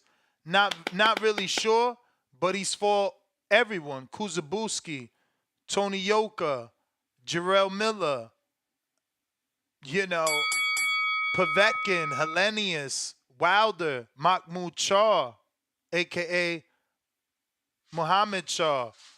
Uh, I don't know. All right. They won't remember Duhapis, even though he fought all those heavyweights. Artur Spielka, do they remember him?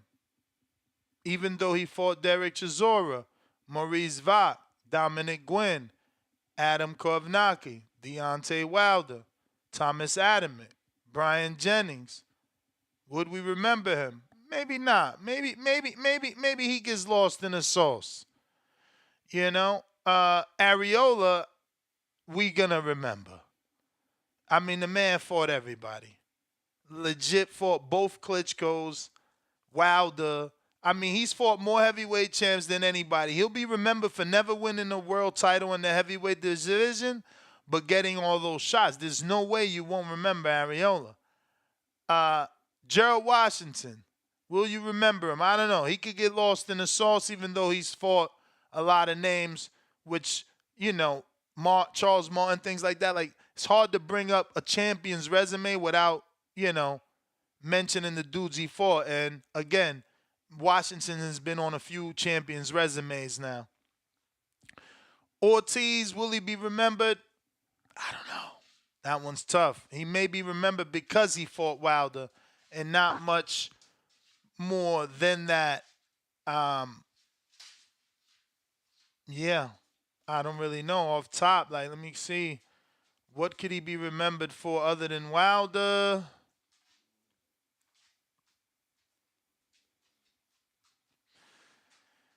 I mean, pretty much nothing. The issue is, like, if you're a boxing fan like me for a while, then yeah, you'd give him credit because he kicked Brian Jennings' ass. But like, Brian Jennings, is he gonna be remembered? So, that's where it stops for Wilder, because after that he fought Fury into a draw, and then Dominic Brazil, which again is questionable whether he gets remembered. But because he has that common opponent with Wilder and AJ, he might be remembered because, they're going to make documentaries about Wilder AJ, the fight that never happened. And if it happens, then they'll certainly bring up their common opponents. So all those guys' names will get brought up. You know what I mean? I don't know.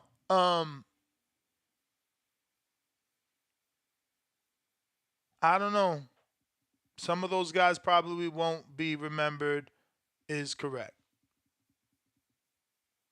He said Areola did not fight Book Flixos. I thought he fought Vitali and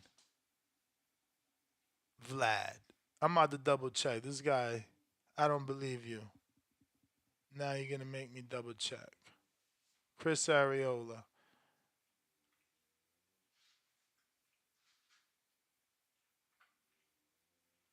Vitali.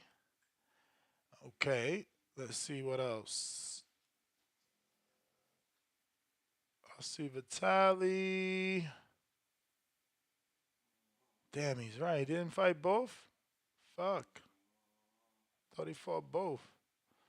All right, well, he fought one Klitschko. Thomas Adamick. Bermain Stavern twice, I think? Or one? Yeah, twice. Wilder. And Andy. It's hard for him not to be remembered. The Andy fight, the Klitschko fight, the Wilder fight, it's just, how can you forget him? But again, that's me who lives in boxing, not everyone else, So I get it. From a casual perspective, maybe, Areola will be forgotten, not brought up, one of the two. We got Khaled in Indiana. What up? What up, bro? How you doing? All good. Good, bro. A Shakur and Tank Davis, probably on paper, is Hall of Famers because they do got like Tank got like Leo Santa Cruz and Jose Pedraza. I think that Isaac Pitbull Cruz win is gonna age well if he continues to, move and do things in 140. A Shakur still got Oscar Valdez, he a unified champ. So on paper, they probably is Hall of Famers. We just don't like the resume, and we don't like the fact that they fought each other. And I think Tim Bradley made a good point about this. All these guys, Devin, Tank, Shakur, all these guys, they got too many zeros. It's too many O's. Like, it's too many O's, bro. Like back in the day, like the Felix Trinidad and the Cottos and in that era, like everybody was fighting each other. Even when you go further back, like everybody was fighting each other.